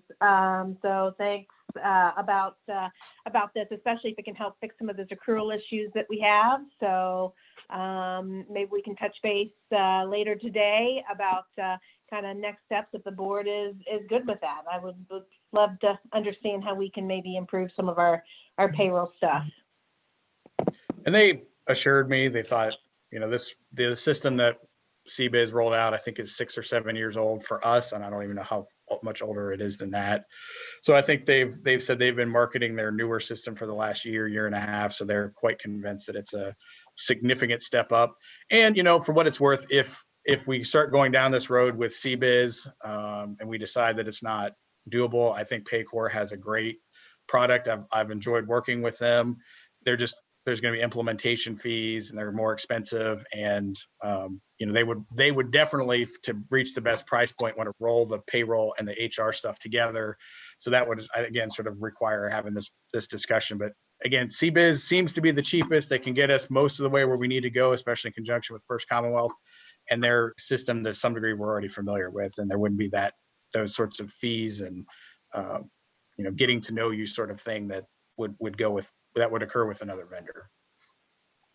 I would love to see Ms. Kraft probably review these from her experience and see what her thoughts are on CBiz. And I can tell that you're for the Paycor, and I get that. It sounds like it's possibly a better. I mean, it is, but involved. sorry, go ahead. I'm sorry, I didn't mean to cut you off. I think I'd love to see Ms. Kraft get involved and hear what her thoughts are on that, moving that direction. And absolutely, and that's why, like I said, I thought it sort of reached the point where if it was going to interact with our payroll vendor, that it was, you know, we needed to have this discussion. And I can, you know, pull them up here if I need to. As I recall, there's going to be some reshuffling when we re-up with our vendors. Like, for example, First Commonwealth doesn't really want to continue doing our Cobra stuff, CBIZ indicated they'd be happy to take that over. There's some ACA reporting that would come as part of CBIZ's package that we're paying First Commonwealth to do. So there's going to be some resorting that'll happen. So that's why I'm a little fuzzy on the numbers. But ultimately, it was going to be about, I think it's going to come in at about $5,000-6,000 more. But that includes the HR stuff and the ACA stuff and the Cobra stuff than what we're paying now. Paycor was going to be even more than that on a yearly basis. It was going to be about another $4,000-ish when you're trying to do an apples to apples comparison. Again, they had a few things that CBIZ didn't have, but then there's going to be another $4,000 or $5,000 in implementation fees. So again, my thought was, and the other thing, Paycor was a little bit, and Nancy and I talked about this a little bit, they hedged a little bit with the fire department. They weren't as confident that the 24-hour shifts and the 52-hour pay period was, they felt like they could get there, but they didn't have a lot of confidence that they came across and that they've handled it or familiar with it. Whereas CBIZ said, yes, we're handling it. We can do it. No problem. So They probably are saying that because it was so difficult for them in the beginning when we first brought them on. So they probably have, over the years, figured it out and got better at it. What was I about to say? That the fire is always a sticking point because of how they're set up. Anyway. And that's definitely why I wanted, if before we, that's why I didn't bring it to you, to the board as asking for an action on it, because I wanted to make sure that the fiscal office and the chief had the opportunity to engage with it before we got so far as to make a recommendation and a formal proposal to the board. When it comes to hiring and looking at interview resumes, I don't know that we're big enough to be so impersonal. So I guess that's a concern. I always like to have that contact. And what you're talking about is they do a lot of sifting out and the onboarding. It sounds like possibly it wouldn't be with a person. It would be through an email, and it's just so impersonal to me. Well, I've done that before where you just log in and you put in all your benefits information, you put in your tax information or whatever. So it would be a lot of that where you just go into the system and you're putting that in there. That's the easy part, and I agree with that. I don't have a problem with that. But what about the initial contact? What about the handshake? The interview? No, and I mean, it would not take away that part of it. It would, and I think you're right. And I pointed this out to him in the interviews. We have a couple of sort of evergreen type positions or positions that we hire for regularly or yearly, but we're not that dramatic of a turnover. So that was not a piece that I was super worried about, but it does allow for the resume tracking, because that was one of the things that was in the audit, making sure we're tracking applicants and keeping that information for a period of time. So the information will come in sort of the front end, and it struck me as very similar to the state of Ohio system, where you go in and you create a little account and then you upload your resume, answer some interview questions. And then if you sort of cross the threshold, you get a call for an interview. So that it would be very similar to what I've seen in other governmental bodies. But again, as I think you're right to point out, it's not something that is a critical need for the township, but it's a nice part of what comes with the CBIZ system.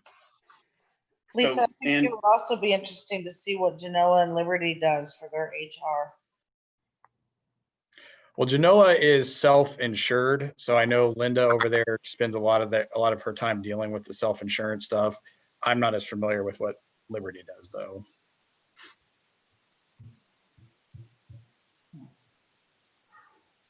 Andrew, I know when we had spoken about this,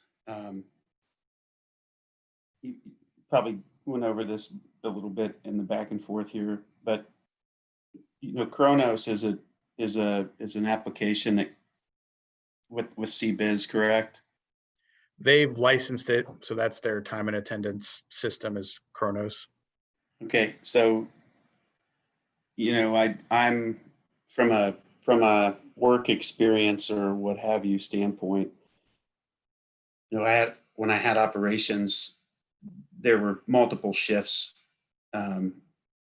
We ran 3-day shifts that were 12 hours each, and then 4 days at 10 hours each. So Kronos was fine and capable, and it's an industry leading software. So I don't know that we need to validate, the ability or capability of that too extensively. I think we just need to find out what works for our township, what the team can do, so that we're not. The problem here that we discussed, and I want to make sure is very clear, we're paying for software that we're not fully harnessing, and it's creating manual workarounds and workloads that invite error and waste, and whatever we decide, we need to decide universally across the board there, so that we can streamline these things. Some of the stuff talking through payroll and what's done there, I mean, it's painful. So correct me if I'm wrong here, but that's really the big goal, is that we move forward in that way. And I do want to go back to talking through the work order management and EBS kind of approach altogether. All of this transition to technology and streamlining of operations, it all ties back together. And even this in the end should play into that. So I think this is important, and I know you're getting pulled around with this quite a bit at request, but I do appreciate it. And I know Bill, Mr. Cowan there has also gone through it quite a bit with these requests to update and research and find out where we're at and how we can improve. So thank you for all the time and energy, in addition to onboarding and trying to keep up. I do appreciate it all. I think once this is done, it's going to be a collective sigh of relief, and everyone will be pretty grateful for the hard work. I appreciate that. And I think you're right, based on,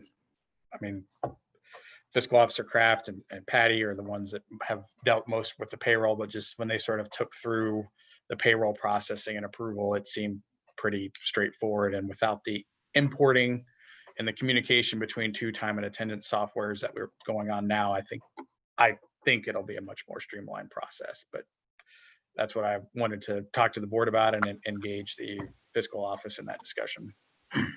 Yeah, and just to add to that, Andrew, it'd be nice as we go through this discussion to look at, maybe this would be an opportunity for us to get a little bit more grace between when a pay period ends and when we have to process payroll. This might be a good time as we talk about transitions to maybe see if we can make some changes to allow a little bit more time between end of cycle and processing payroll.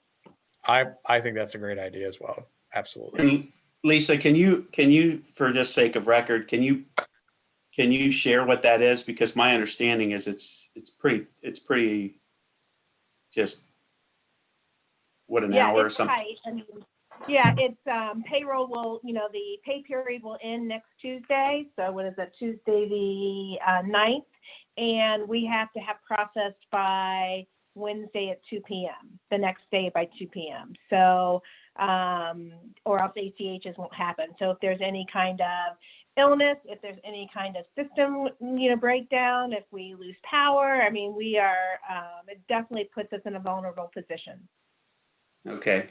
And last thing too, to bring up here while we have all the directors and folks on the call and in the meeting, the one part that I did share when we transitioned as a concern, and I want to make this clear, is for me personally, is the reliance upon fiscal to chase down discrepancies and time cards and things of that nature. That's not really a fiscal responsibility. That's an operational obligation. And so as part of getting equipped with a more streamlined resources and tools, I do want to invite dialogue on how we revert back to ensuring a sequence of approvals operationally through the leadership ranks, so that by the time it gets to fiscal, it's buttoned up and ready to go, and they're not chasing down and trying to reach out to people to figure out what in the world is going on and get time cards approved. That's all in CBiz, right? The time cards, it's all digital. No, there's paper time cards also, and they don't always match what's Who are in, those? online parts. And Why are roads. they using paper? Why aren't It's they how using? they break out their time, which is something hopefully we could also do better in CBiz. They have to break their time out between roads and parks and cemetery. Oh, Kronos has that capability. Yeah, It's super, I- I've used it before. Good. And this is Good. Michelle. CBiz has that ability too, because for Chris, we break up his hours in CBiz. It's all digital.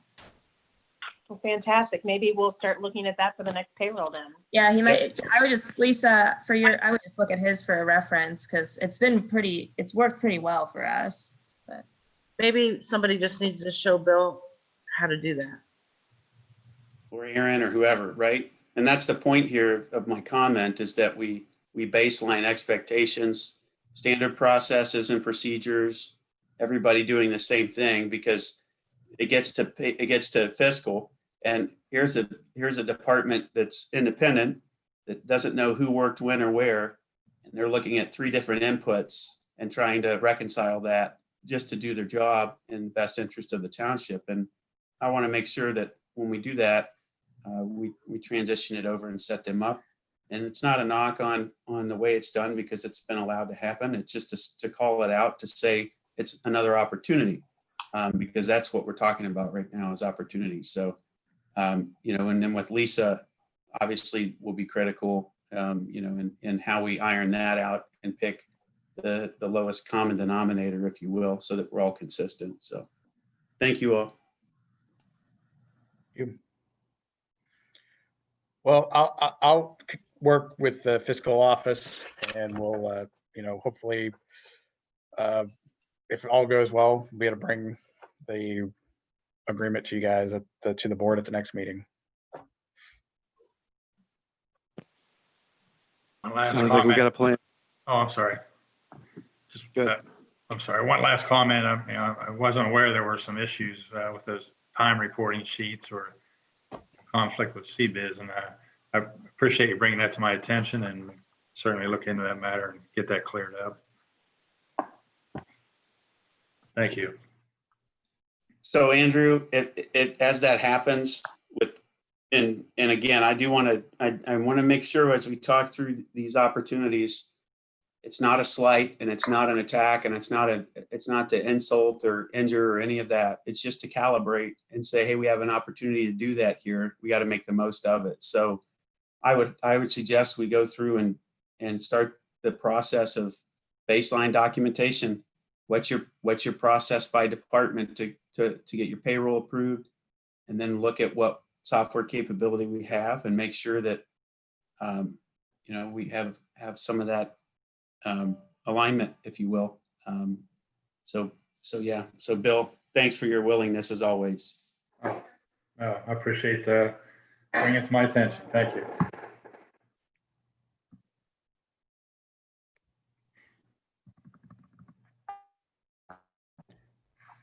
Did you want me to move on to the next item, Chair? Yes, please. So as I mentioned, I discovered that through First Commonwealth, we do have some HR type services. They've got a website with some training. They've got some things to help with putting together documents. They've got some like workflow type documents available there. So it's all, that's great. I think it's a great resource. But once we get the software in, I think the combination of what we have already we're paying for, and then this upgraded software, I think is going to take care of a lot of our future needs. We may want to have some sort of on-call contract or something with a vendor in the future, but I think we're going to be fairly well covered at that point. So what that relieves is the last issue of bringing the HR up to compliance.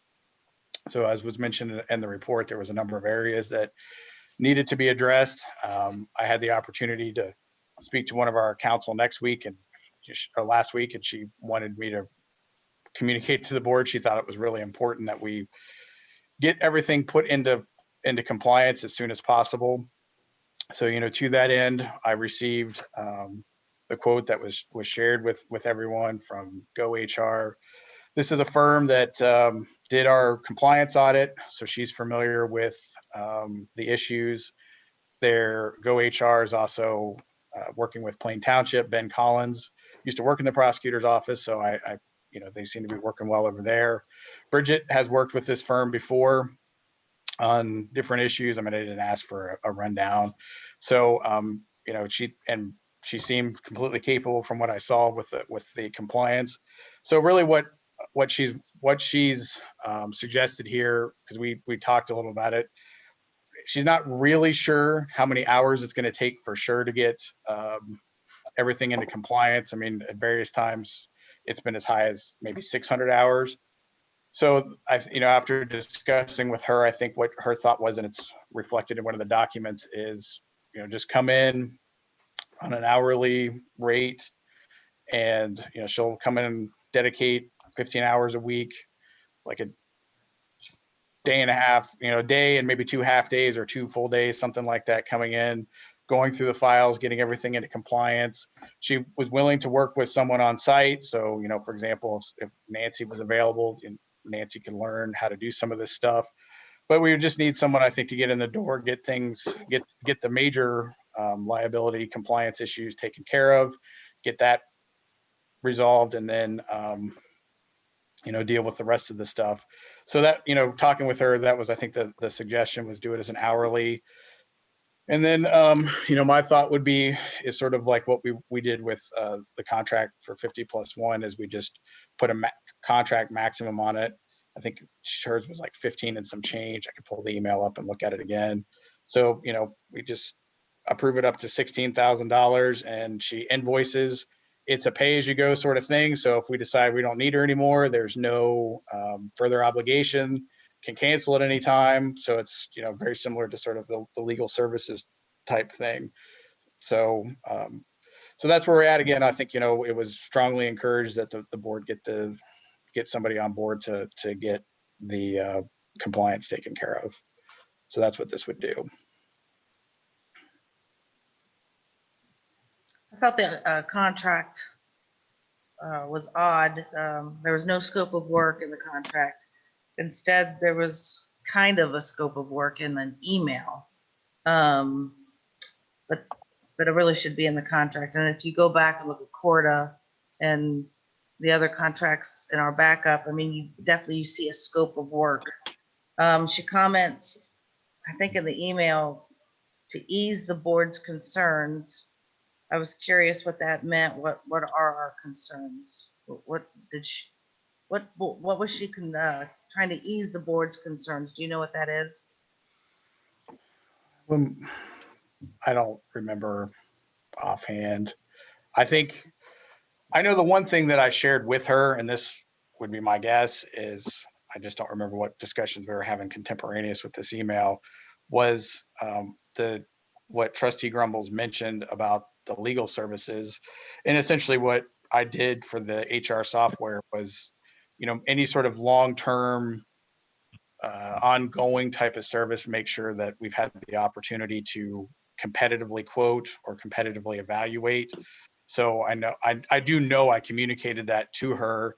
So I didn't want it to be sort of an open-ended multi-year type of thing, because I didn't think that the board would want to do that.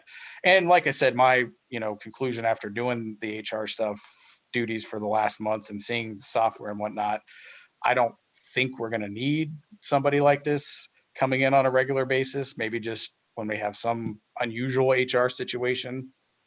So again, that's what my guess that would be about. I know we also talked about the building, making sure that she could get in and get access to it. So, I mean, I would guess it's more the former than the latter. Why And only I would 2 days? guess that So why with only these 2 days liability, a week, 5 to 6 hours? Why not knock it out, do 40 hours a week and get it done in 2 weeks?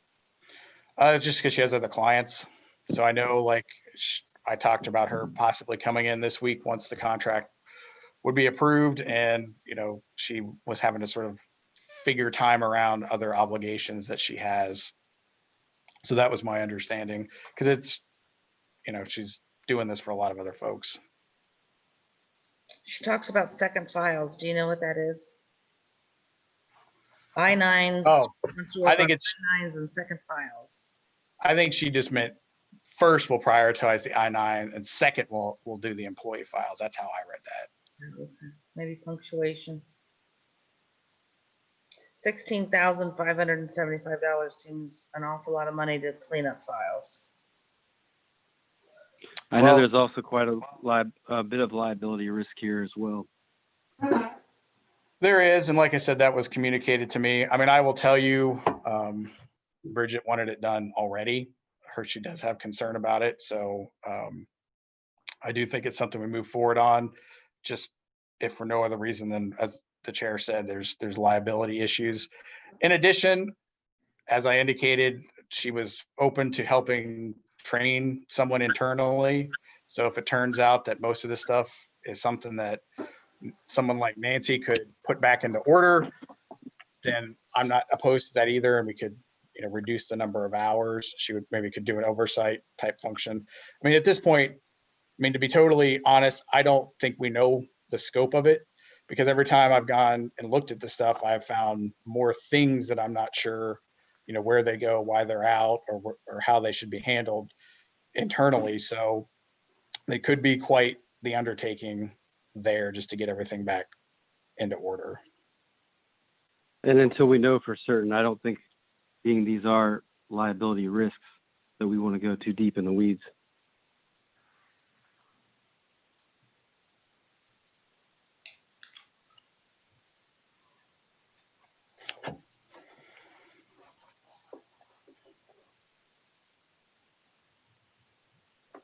What would you recommend, Andrew, as far as moving forward and getting an assessment done? I mean, I guess if there's questions, just kind of what we discussed with Mr. Freeman, if we need to reassess anything in a month or change anything as far as language, we can.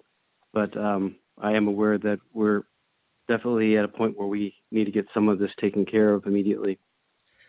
And as I indicated, the agreement, it's somewhere up there where it says that you can cancel at any time, and we'd be in charge of scheduling her in. So if at just some point we decide, hey, we don't need this service anymore, we're not locked into anything long term. It's sort of an open-ended as need. I mean, it's to borrow off something everyone's familiar with, it's sort of similar to that on-call contract with Corda, where, hey, if you need something, we're here. And the same sort of thing here, except we know with her there's a very discrete category of things that she needs to come in and do. And as she indicated in the email, I mean, 90% of it easily is just the I-9s and the employee personnel files and cleaning up the closet area and the desk area and all that sort of stuff.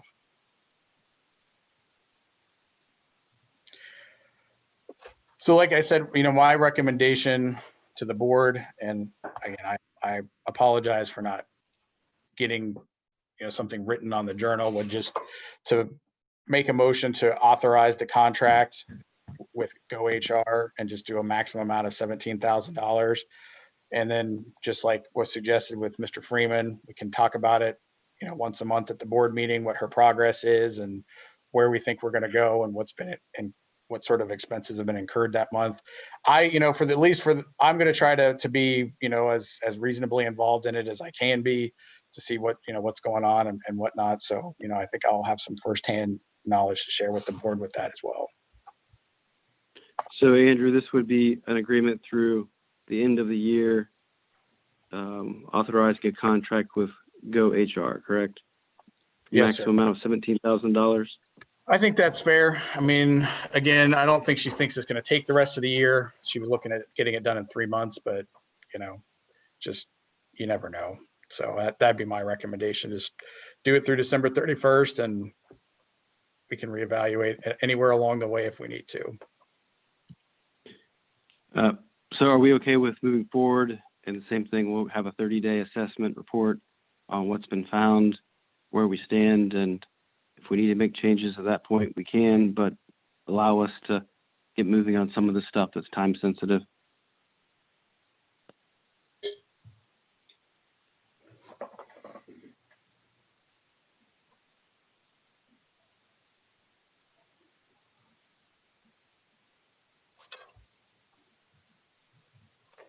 I No one didn't have hear anything your to add? response.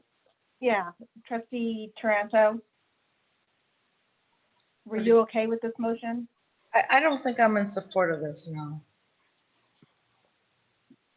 Trustee Grumbles? Yeah, we've got to get it cleaned up. Is there something different that we could do that would be more suited to get all the backlog of HR liability cleaned up? Trustee What do Taranto? I'm sorry. Well, I think it's just the whole process, how everything's been handled. And I think the cost of it is too high. I'd rather see it get knocked out within a month rather than 3 months. But I think I'm just going to be consistent across the board of how everything's been handled, and so I'm not in consensus. Okay. I don't think he took a vote, right? He just asked for consensus. Yes, so I've got consensus from Grumbles, consensus from Rivers, but not from Taranto. But I think if you got 2 out of the 3. And that's Well, to move forward for a 30-day trial with HR Go to start cleaning up the mandatory personnel forms that aren't in compliance, to clean up the personnel files that aren't in compliance, or the list of stuff right from the audit. Correct. And I think Right. that, let me see, that would be, I mean, she guesstimated this, oops, wrong document. I think it was like 5,000 for the month. Yeah, it was around 5,500 a month. So again, I would just need authority to do that amount. So however you guys want to make the motion for just 30 days at $5,500 maximum. That's And you'll fine. prioritize the most Correct. concerning work, obviously. And No, then I think I have been told by our legal employment counsel what she believes to be the most critical thing. So I would certainly communicate that along to the vendor. All right, so Okay. Andrew, it's from Go HR to George J, correct? No, they would just be for Go HR. It's Sharon DeLay is the owner of that. Okay, so I make the motion to approve resolution 20-239 to authorize contract with Go HR in the maximum amount of $17,000 for human resources work performed through December 31st, 2020. second.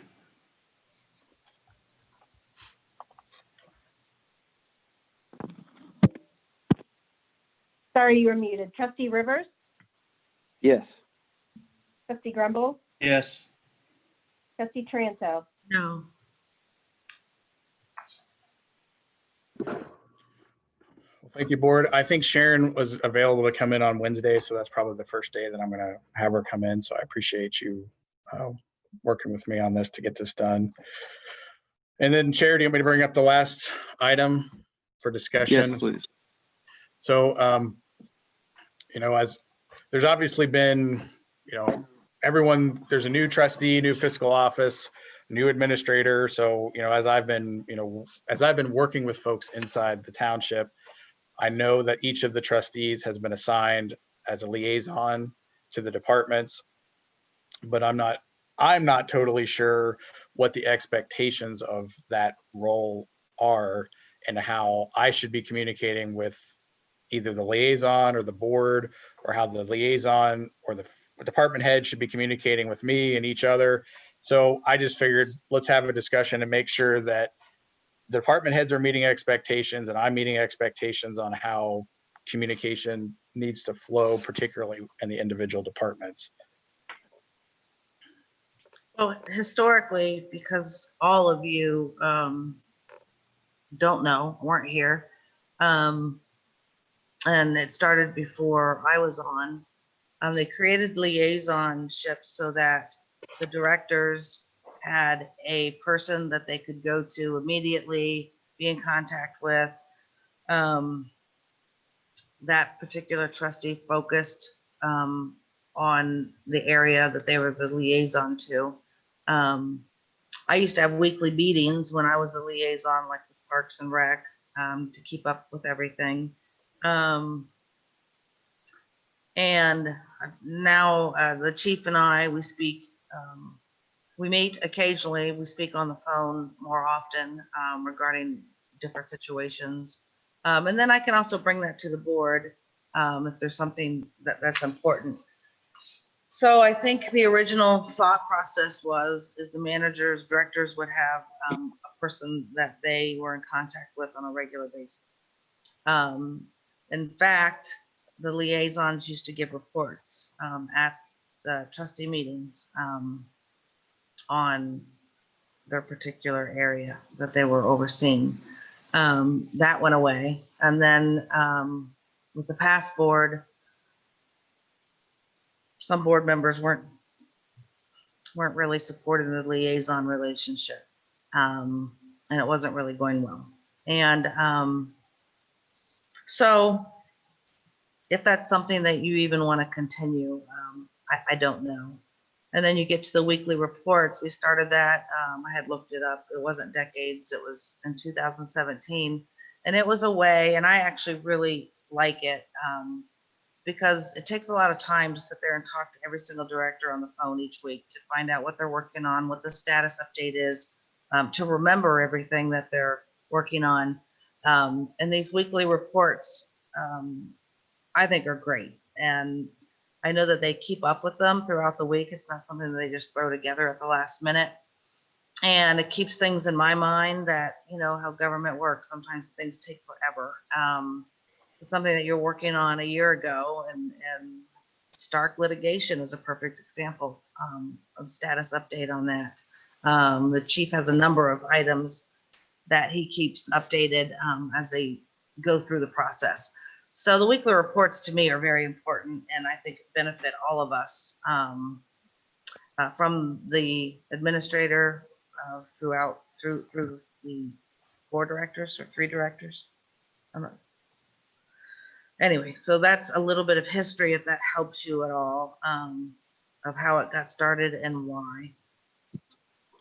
Well, I guess, you know, one of my concerns was just, like I said, the flow chart part of it. So, you know, I think it's very helpful to know the history and the what and the why behind it. But, you know, for example, and I'm this is not at all meant as a fault, but like you and I have not had like a conversation about what's going on at the fire department. And then I know sometimes other liaisons will talk to other department heads and whatnot. So it's not clear to me who should be talking to who should be reporting what conversations to whom. So I just wanted to make sure everyone felt like whatever the process was, everyone understood it. We were all on the same page, and you know, we could move forward Trustees can together. talk to any department. And I think this goes back to some of the conversations prior in our meeting, is that everyone is very busy. We're a very active township. All of our department heads have a lot on their plate. So I think there's opportunity there to streamline some things. We want to avoid redundancy and make sure that everyone's allowed to focus on their work and everything's being communicated. So I support the liaisons positions and the structure of it, but I think probably clarifying some things, putting together an organizational chart. As far as I'm aware, and correct me if I'm wrong, I don't think we truly have one right now. So I think that's something that needs to be looked at, and I think that would help everyone's cause. I do have an organizational chart. I'd be happy to forward that to you, Andrew. And there's and an to all of you, organizational actually, chart, but if you want to look at it. It's pretty light though. It lacks detail, and I think there's a lot of room for improvement there for what currently has. If So you you do want to have, consider that organizational chart, there's from what I've seen, I would be hesitant to call that a true organizational chart. It's pretty limited. I have what was in the performance audit. I believe that was the only organizational chart that was made available to myself or trustee Grumbles when he was acting administrator. So that's the only one I've I seen. actually asked for it when I first started, when I met with everyone, and that was the chart I was provided. And I kind of elaborated a bit on what the definition is, in my opinion. But really, there's some gray matter that we're going to have to sort through in the process of constructing a true org chart. But I did offer to make it when we get to that point, and I have the software needed to do a good one. And had started to work through that with Mr. Cowan, and we were greeted with the corona, and then we had a few additional transitions, and so I think we can pick up from there. But one of the constraints and reasons we had to meet a few times actually was due to kind of what I was talking about. There are some challenges in having a really, I guess, one-to-one relationship, if you will, in some of the org chart mappings at this time. So we really needed to have a full-time administrator come in and sit down and help. And that's why, Mr. Cowan and Mr. King both know where we're going to start with that parks and maintenance group, knowing that that's going to be a difficult one. And I will say, Chief Noble has done well. He had a pretty good org chart breakdown that he was able to provide, that we could transition into a format, a consistent format, if you will, but by each shift and leadership and that sort of thing. It makes it much easier when you have that. So standing by to help, and I'll look for those invitations still. I know we were going to get those going this week.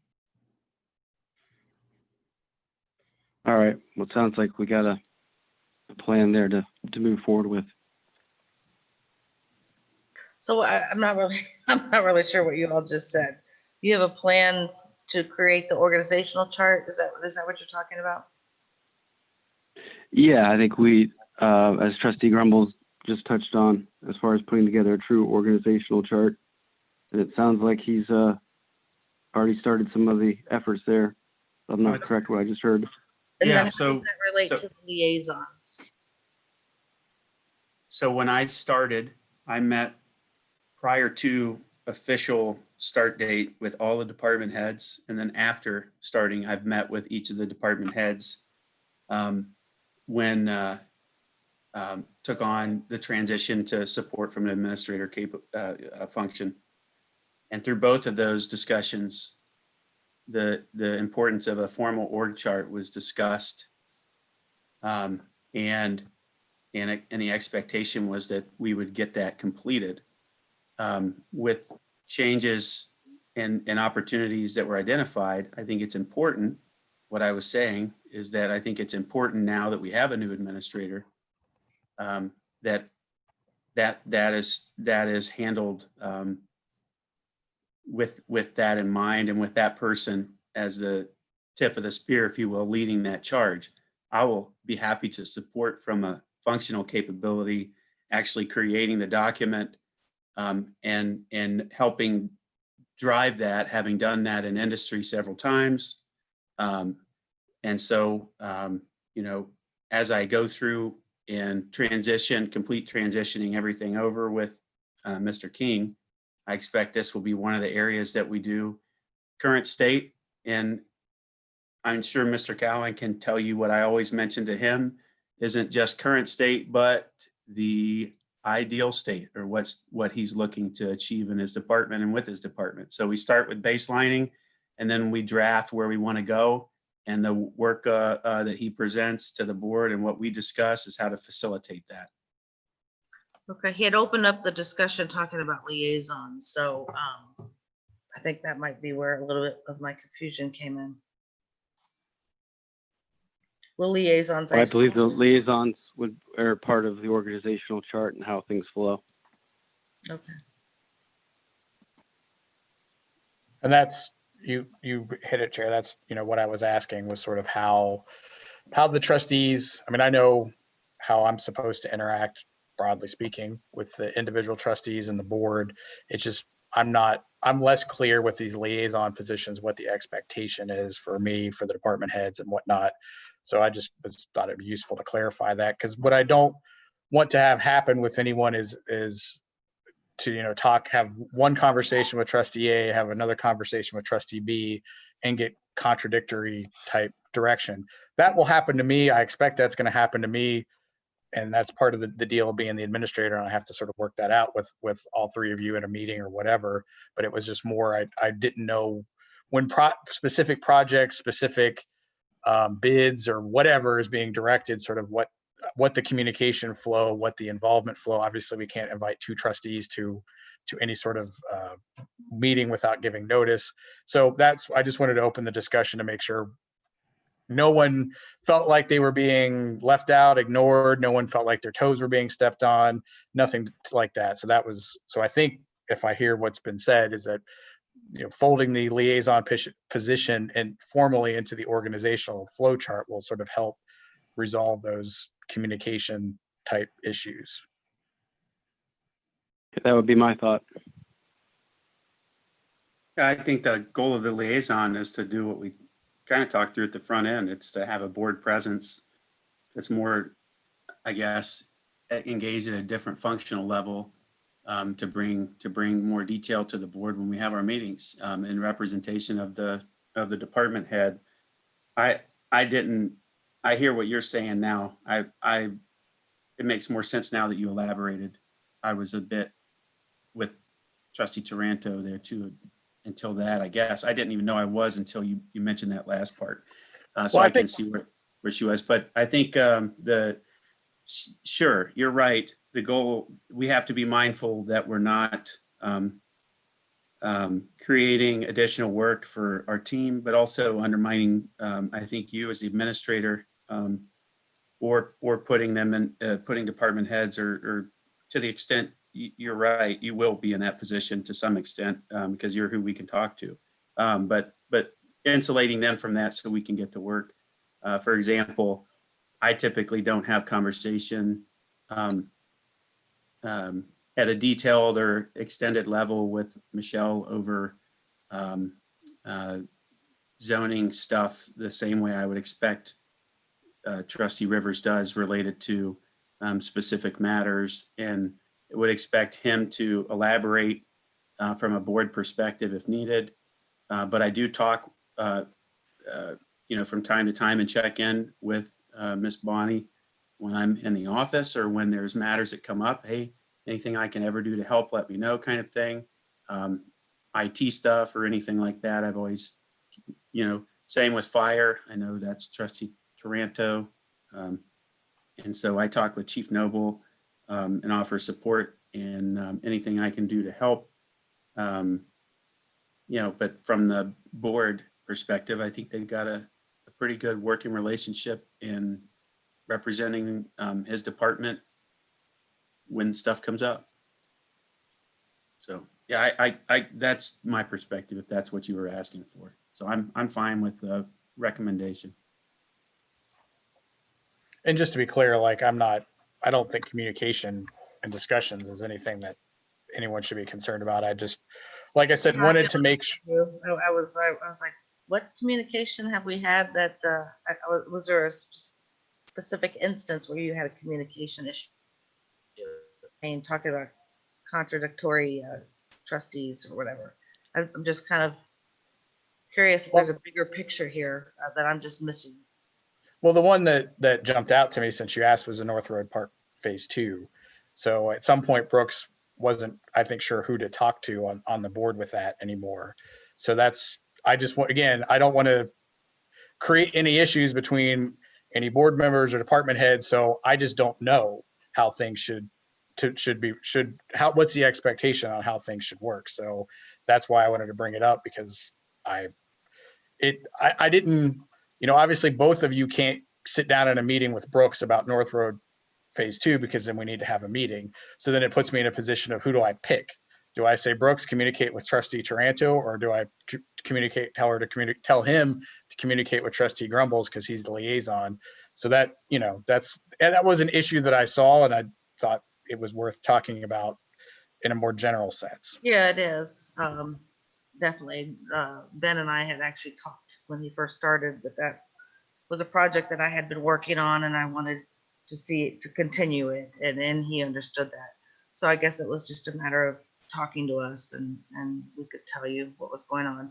But again, I think Ben and I both had very good collaborations at separate times regarding the park, and I think it ended up being, between the two ideas, it came out to be better. But so I guess just ask. Well, that's why I brought it up. Absolutely. Ben, I assume you agree, right? Yeah, I'm happy where the park is. The transitional stuff is going to be harder to navigate through, to your point. But I think, helping Andrew baseline going forward, no harm in that. And I think he's got a good understanding now, and we're all aligned. So Just the biggest thing is as a trustee, even with this organizational chart, if it says I can talk to this person or that person, as a trustee, I can talk to any department head if I have a question or I need something. So I think we need to remember, be cognizant of that also. There's many times I call different department heads for information, and just because I'm liaison to fire doesn't mean I can't talk to zoning. I just want to make sure that that's clear. I don't think that discussion is the concern that I heard. I think it's more the direction, and so as long as we're mindful that they're getting potential direction from their boss and then also their liaison board member, if we come in without the awareness of their boss, especially, and in this case, that would be the only person another board member could communicate or coordinate with, then I could see that as being what I picked up in that last bit that had me, the aha moment for me was that component. I'm being mindful that they have a new full-time administrator as a direct boss, or direct report, whatever you want to call it. I had to change the way I was operating when that happened, obviously. And so I'm working on that, and it's been at times easy and at times hard, but nonetheless, I think that's what I picked up. If I'm mistaken, feel free to redirect, but in that regard, discussion, I don't think is, hey, inquiry and discussion, but I'm not going to call and direct anything without first either bypassing Andrew or taking it up at a meeting in that way. You're correct, trustee. That was more the information. I mean, all three of you and Fiscal Officer Kraft is an officer of the township, and to discharge your duties, you're going to need some information as the trustees. You're the policymaking board. You're sort of the executive branch, the legislature and executive rolled into one. So, I know that you'll need to go places, talk to people and whatnot. So that is not at all the concern I raised. It was more, whether or not a department head is directed by a trustee to go do X, or, tag me on an email about this, or like, I want to talk to this vendor about that. I just don't know what the expectation is. So I didn't want to, so that's why, as trustee Taranto said, just ask. So that's why I wanted to make sure I had a better understanding of what the expectation from the entire board was about that sort of individual direction of activities. So I think we've covered it now, and you opened up another avenue there. I do want to touch on too, with respect to fiscal. Make sure that we do understand that the boundaries that exist there, but also the courtesies. And so, operationally, the day-to-day, from a day-to-day standpoint, understanding when the department head director conversation and dialogue is, you know, important to bring fiscal in to that fold so that we're not going too far down a path without a financial consideration. And similarly, when fiscal has observations that'll surface without a doubt from a financial standpoint, I know if I could be wrong, but Fiscal Officer Kraft has spent pretty substantial amount of time analyzing and starts to see things surface that she thinks with her background may be operational opportunities, then that might help to have the specific board liaison in addition to you as the administrator. And so I would say that making sure she's our point of contact when we do engage the fiscal office, so that she can distribute through her team. And then I think the best way would be for her to contact the board liaison and you for the specific departments. And then just the way we've been doing it, we're just notifying the board. If there's a general concern or topic, it's fine too. Other than that, I think what we've discussed should work fine.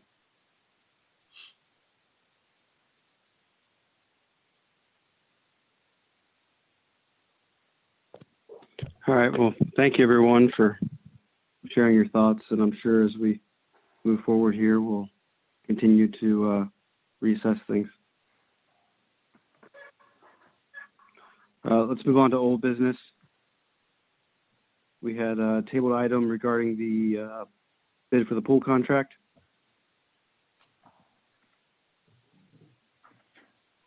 So if I may. Yes, please. Okay, thank you, Mr. Chairman.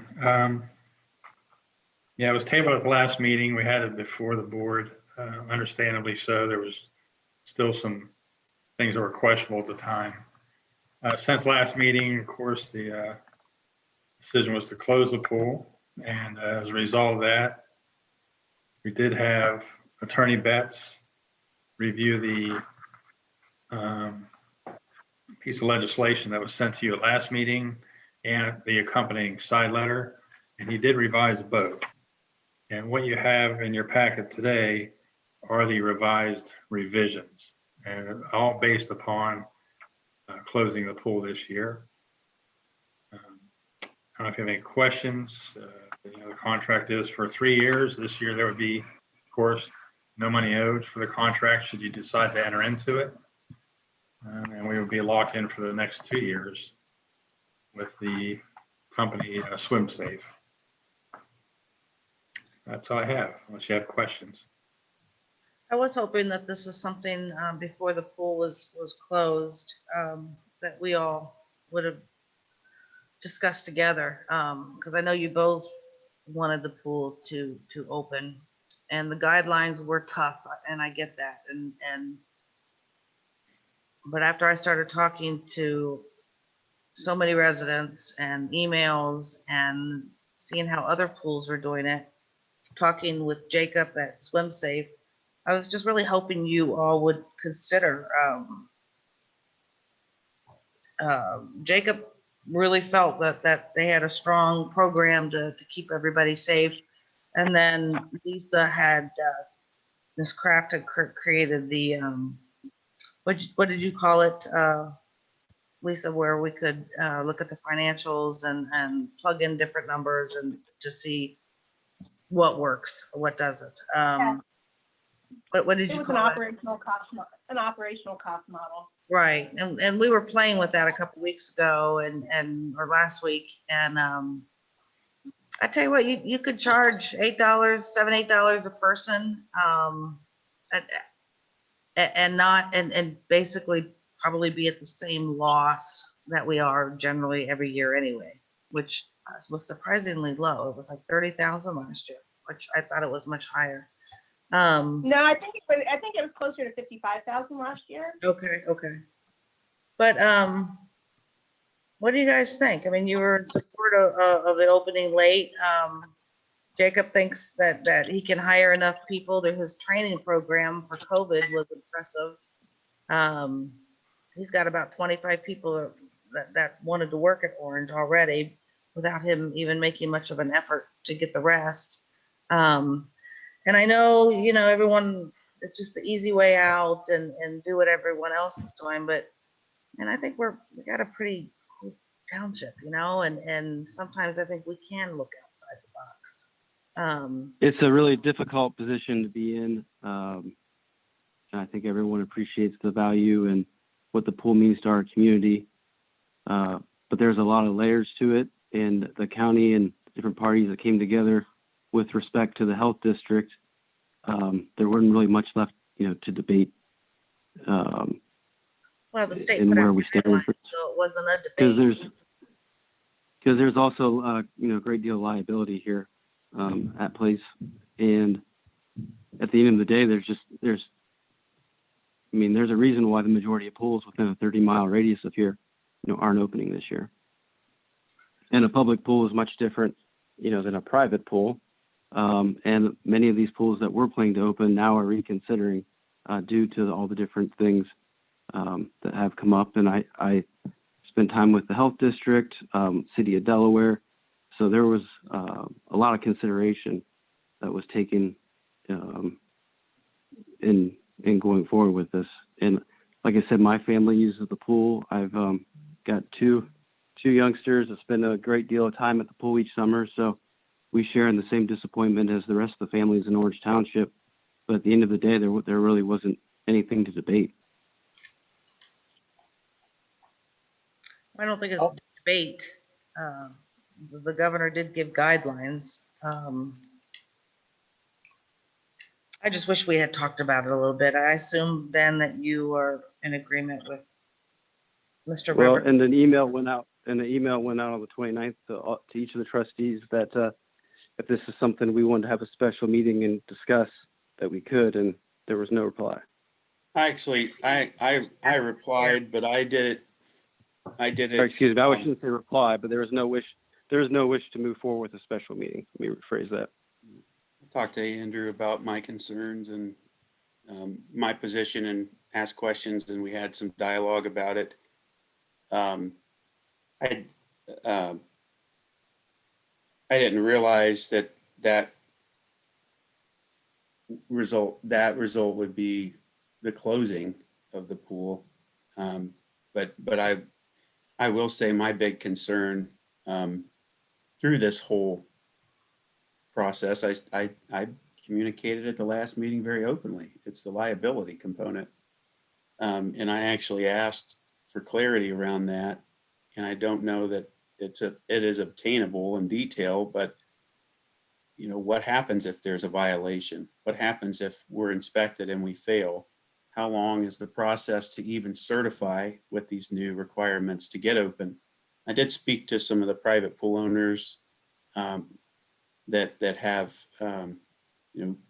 bumped into one at Menards over the weekend and spoken in detail there that I know oversees a complex. And as we were talking, said, yeah, we have 2-hour signups, but okay, well, how, what's going to happen? Well, 17 people are allowed in at any one time. So it was one of those things where the reality is great as you're talking through all of these ways that it can happen. And with his upstaffing, they're going to be able to clean every bathroom and table and facility and chair and all of that as they transition from the first 17 people to the next 17 people. But then you start talking about, well, if you don't fill up all 17 slots, how do you do that? Do they all have to leave? Well, no, the aggregate 7. So then you just stop and kick everyone out and clean everything. But we didn't get to that part yet. So there's I never thought of that. It's just this continual slippery slope of stuff. And I still have no answer to that question. What happens if we open and we're going to be, they're going to check on us continuously, especially if we're the only pool open, right? It's pretty easy. That we might as well just sell 4 tickets to the health district every day. And they come in and they're walking around and it's like, do they run over and hold up a flag and scream violation and, let off a bullhorn or whatever, the air horn, or what happens? We get a fine for $1,000? Do we shut down for a week? Those are all pertinent questions that we need to really understand before we make a decision if we're not going to stay closed. I don't know the answers to those still. I've looked through the documents. I don't see the answers to those. They're very vague. And frankly, the part for me that's very politically, that's very sad here is the governor has relinquished control to municipalities and localities, right?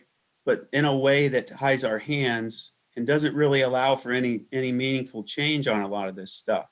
It's a political move. It's simply to take the attention away and the negative connotation to him and his department and their decision making, and ease the. Boy, that was close. We almost had another month of everyone screaming about our decisions. Now you don't even hear that they shut down the state through July. No press. So it worked. Congratulations. Everyone's mad at the board now instead of you. But ultimately, it's not really an opening. When more people find it easier to stay closed or not practical to open, that's not an opening, and that's not a permissible return to normalcy or any of that. It's all it is a punting of accountability from somebody that proclaimed to take all the accountability for his own decisions. That their decisions and what they've given us to open with, it lacks the detail and the practicality for us to even consider it, in my opinion. I worry about those things. If somebody could come answer those questions for us, I would consider it. Like I said before, if they tell us it's $1,000 a day, they're not going to put us in jail or whatever. I mean, look at the restaurants that opened up and people were too close. They threatened them, told them they were shut them down for good if they did it again, and they're closed again. So what does it mean for us as a pool? That's really it. Well, trustee, if you'd like, I can share with you some of that. I know we touched on a little bit a couple meetings ago, but I've continued to discuss with the health district sort of moving forward with opening the fields for league play and what that would look like. So we've continued to engage on these type of issues. So broadly speaking, what they indicated to me was that because the county health district is the one that actually licensed the pools, that they were going to be very vigorous in their inspection and enforcement. And they said that if the COVID cases went up, they would close the pools. Like that was not going to be part of their plan. They also indicated that if they did get violators, now she didn't tell me like after 2 violations or this serious of the violation, but they indicated that if there were violations, they would pull people's licenses, which would prohibit using the pool for the rest of the season. And then, there was a couple of other additional challenges that I know Mr. Cowan and I talked about, was that, and especially with the guidelines extended through July 1st now, that some of the facilities that would require sanitation, like the play sets and the slides, I just think they're covered under that, and we wouldn't be able to open those at least through July 1st. And so that, becomes sort of a management problem.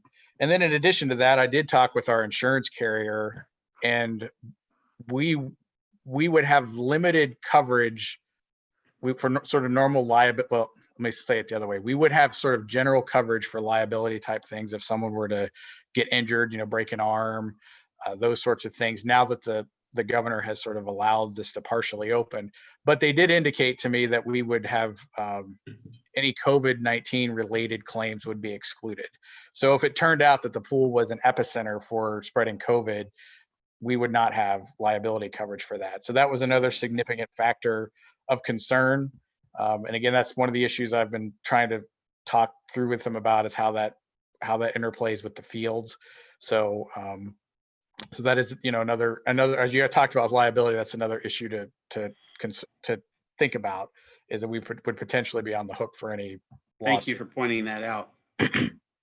And I will say that the health district indicated to me too that some of these HOAs just ran ahead and sort of thought, hey, we're going to open. And she indicated that now that they've actually been forced by the health district to adhere to these guidelines and be subject to inspections, she indicated to me that some were talking about shutting back down just because they can't Right. meet the guidelines. Yep. The other part of this is the financial makeup that I looked at, and thank you for doing that, Ms. Kraft. You know, we start considering food service. That's going to be a pretty big, another area that we have to kind of consider off to the side from just the pool itself. That's What's easy. that, Trustee?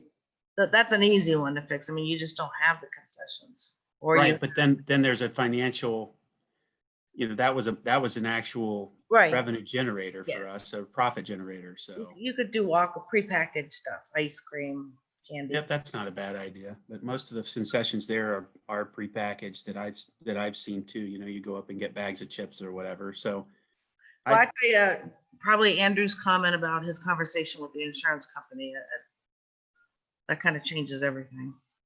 for me, it does too. And you see that now with the school district. I've seen multiple posts from residents that are being asked to sign a full release of liability for sports now, specifically due to this same issue. And it spells it out, COVID-19. And I would just point out, due to the activities of the past week, there's massive concern over super spreading incidents in the area, that hundreds and thousands of people coming together, not to talk through the cause, because I think it's a valid cause for people to have concern and protest. It's their right to do so. However, it doesn't change the fact that I have to imagine if the COVID-19 thing is really everything that we've been told it is. I don't think Based- that, well, I don't think it is. Don't you? Well, I don't either, but I will tell you the people that do believe it is and that are in control, to know that what has been on the news and what we've seen, it's just another opportunity to further restrict. And I expect that will come in short order following the return to more peaceful protesting and times when the concern over wearing a mask and social distance is restored, and that rule is important again. I can tell you that the whoopsie daisy we were super spreading for a week and a half is going to be a convenient discussion to have and further limit our ability here. So hope that makes sense. Well, at least we had a conversation in public so that our residents could hear a little bit more of the whys. So I think that's always healthy. I still hate that we had to do it though.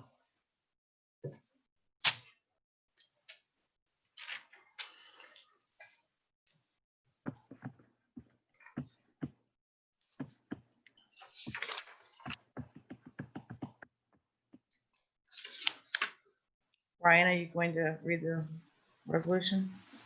Do we want to accept a contract with this happening, formally, or do we want to wait and see if the crystal ball produces something else next year? What's the? Well, we have until June 21st to accept this contract. I like the contract. From what I've seen of the company so far and looking at them, I want to work with this company. I think their pricing is easier, much easier than what the past has been, and it's a good price. So I'd like to accept the bid.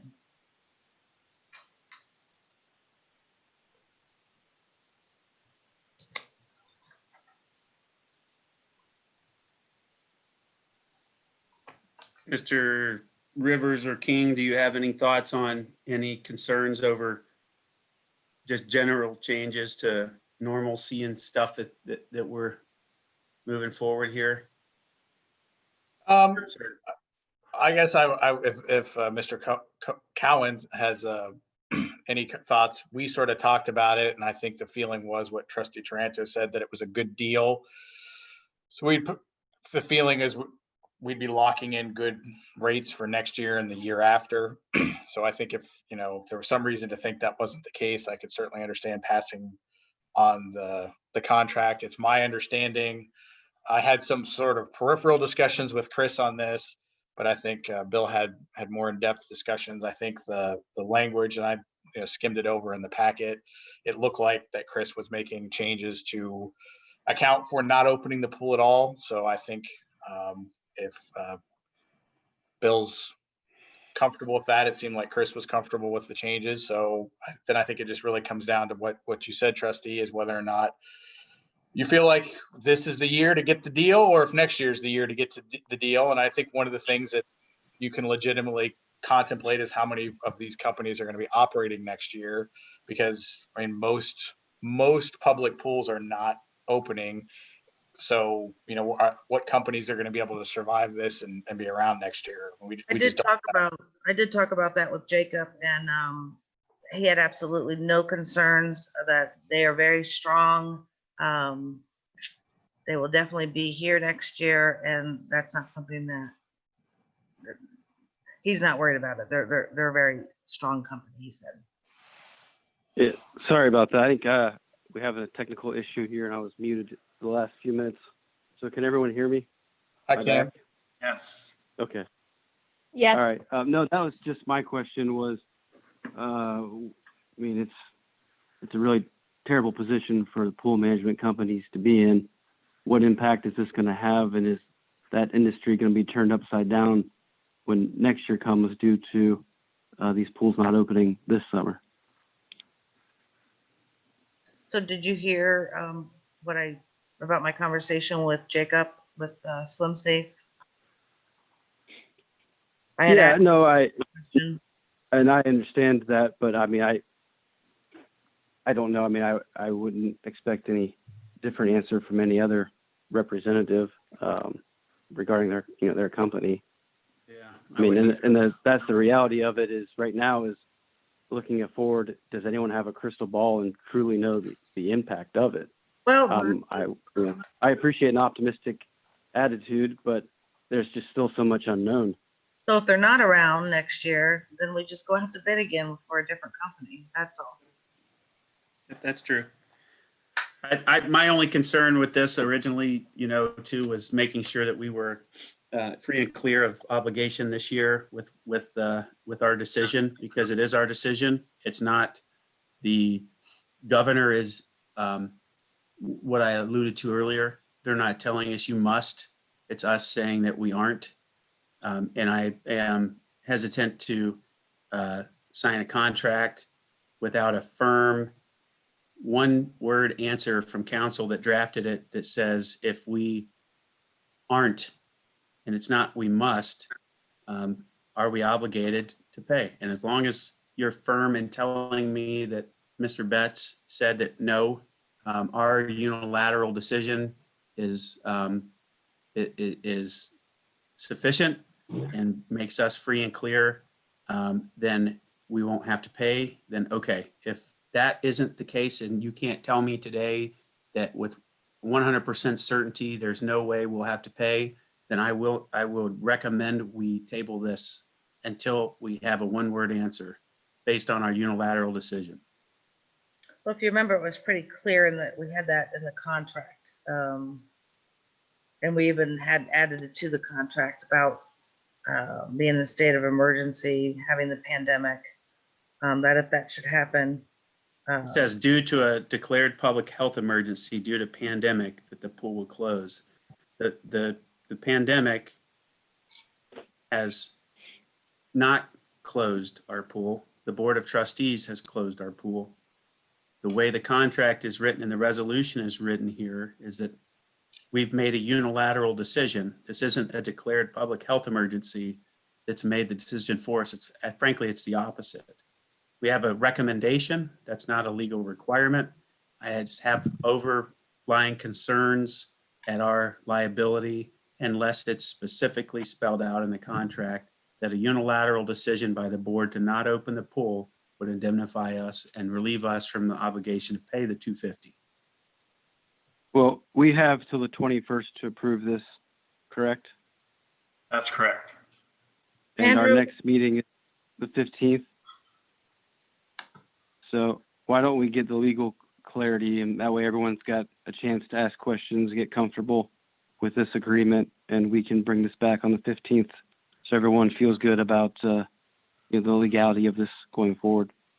Can I ask one request, Trustee Grumbles, if you could quantify your concerns maybe in an email or something, that way we won't miss any.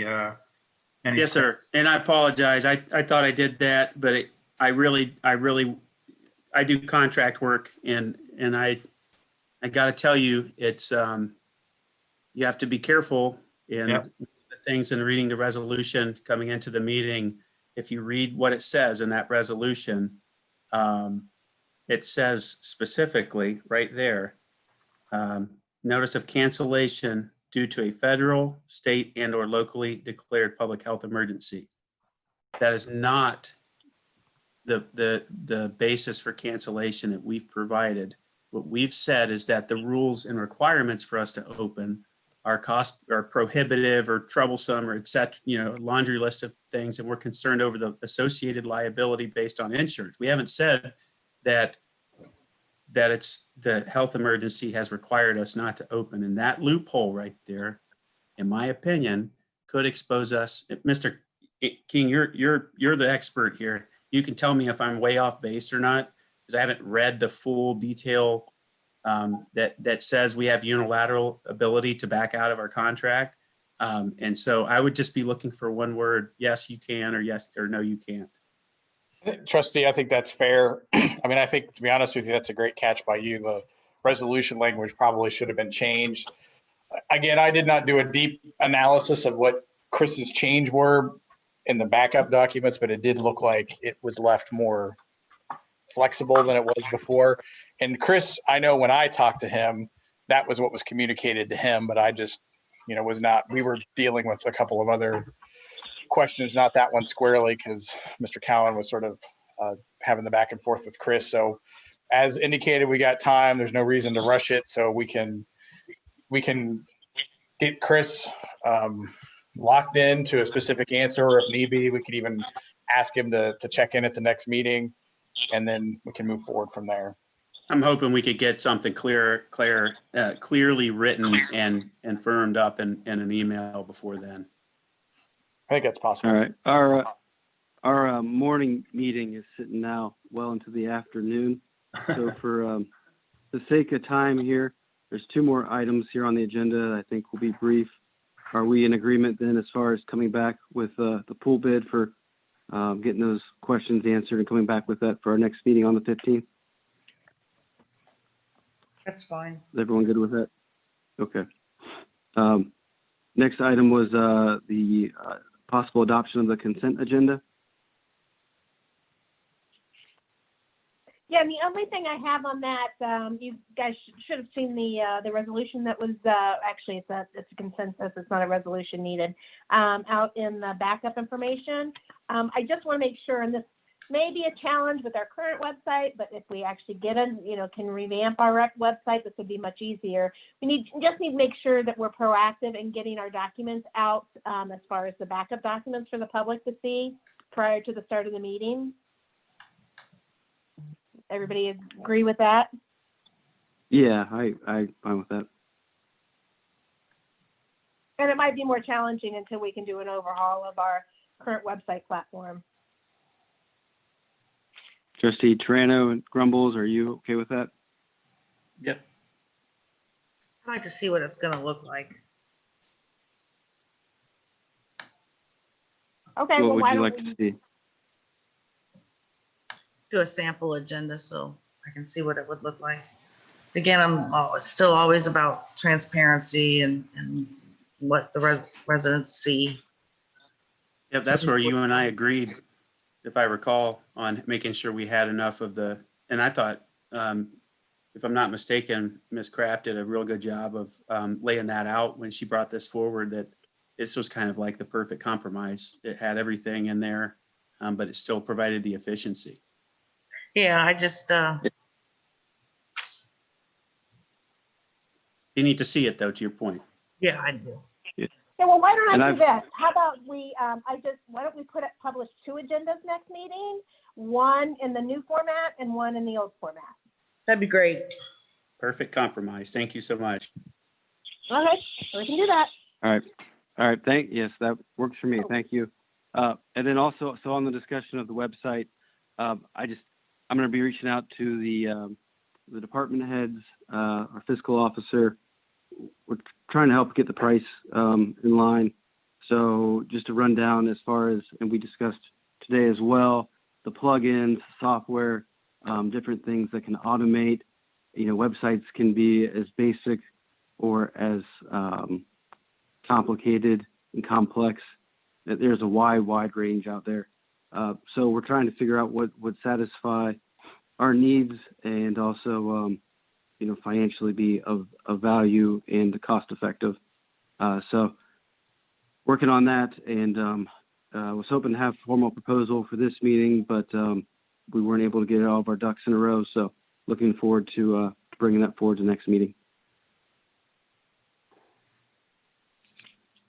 Do we have any other items of business for today? Yeah, I had a question. Since the governor or the health director had moved it another month to July 1st, how do you see things proceeding for the township regarding that, to continue as we are? Yeah, actually, I'm glad you brought that up too, because with the extension, I think all of our events will need to be postponed till past July 1st. Genoa Township canceled their June movie in the park. So at this point, unfortunately, I think we're gonna have to look beyond July 1st for our events.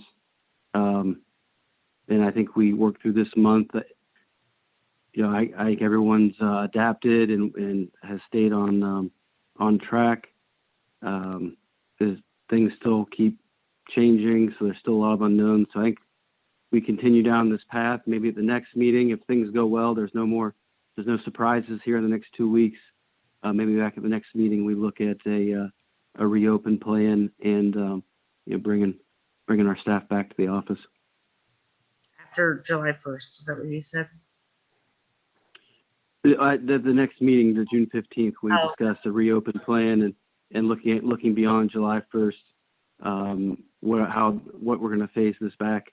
And that gives us 2 more weeks to make sure that nothing changes. Okay. I'm sorry, trustee.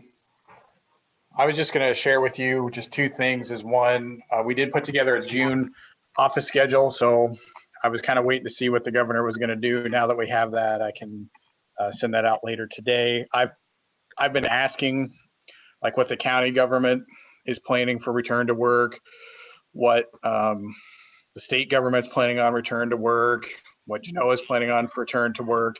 And right now, everyone is sort of in the same spot we are, but they just don't know. So I'll continue to have these conversations with other governments so that, we can calibrate what we do in line with what other governments are doing. Appreciate Thank you that. for that. Yeah, thank you for that. And I think in the next few weeks, I would hope when we come back together on the 15th that I really want us all to challenge ourselves to think of how we can give something back to our residents and our constituents and the community, because a lot's been taken and it's been tough, and we're seeing that manifest in the frustration. And as much as we may have to move or change, I think we need to exhaust ourselves to be creative, find ways to really deliver right now. And even the small stuff will add up. The work on the gardens, the work to get ticks off the trail and keep the grass a little bit lower. I saw an email come in today about that, to ensure that we're keeping things cleaned up and tidy and squared away. All the little stuff will matter more than ever. So hopefully on the 15th, we can add that as a discussion to see what maybe ideas or anybody has gathered from the community that we can give back to. I know the fire department's done a really nice job with birthdays, parades, drive-bys for special events to engage with the community. One of the examples. So thank you.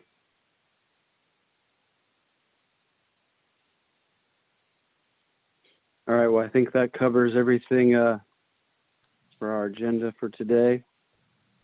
I will make the motion to adjourn. Second? Trustee Rivers, Yes. Rumble, Yes. Taranto. Yes. All right. Thanks, everyone. Thank you, everyone. Have a great week. Thank you. You too.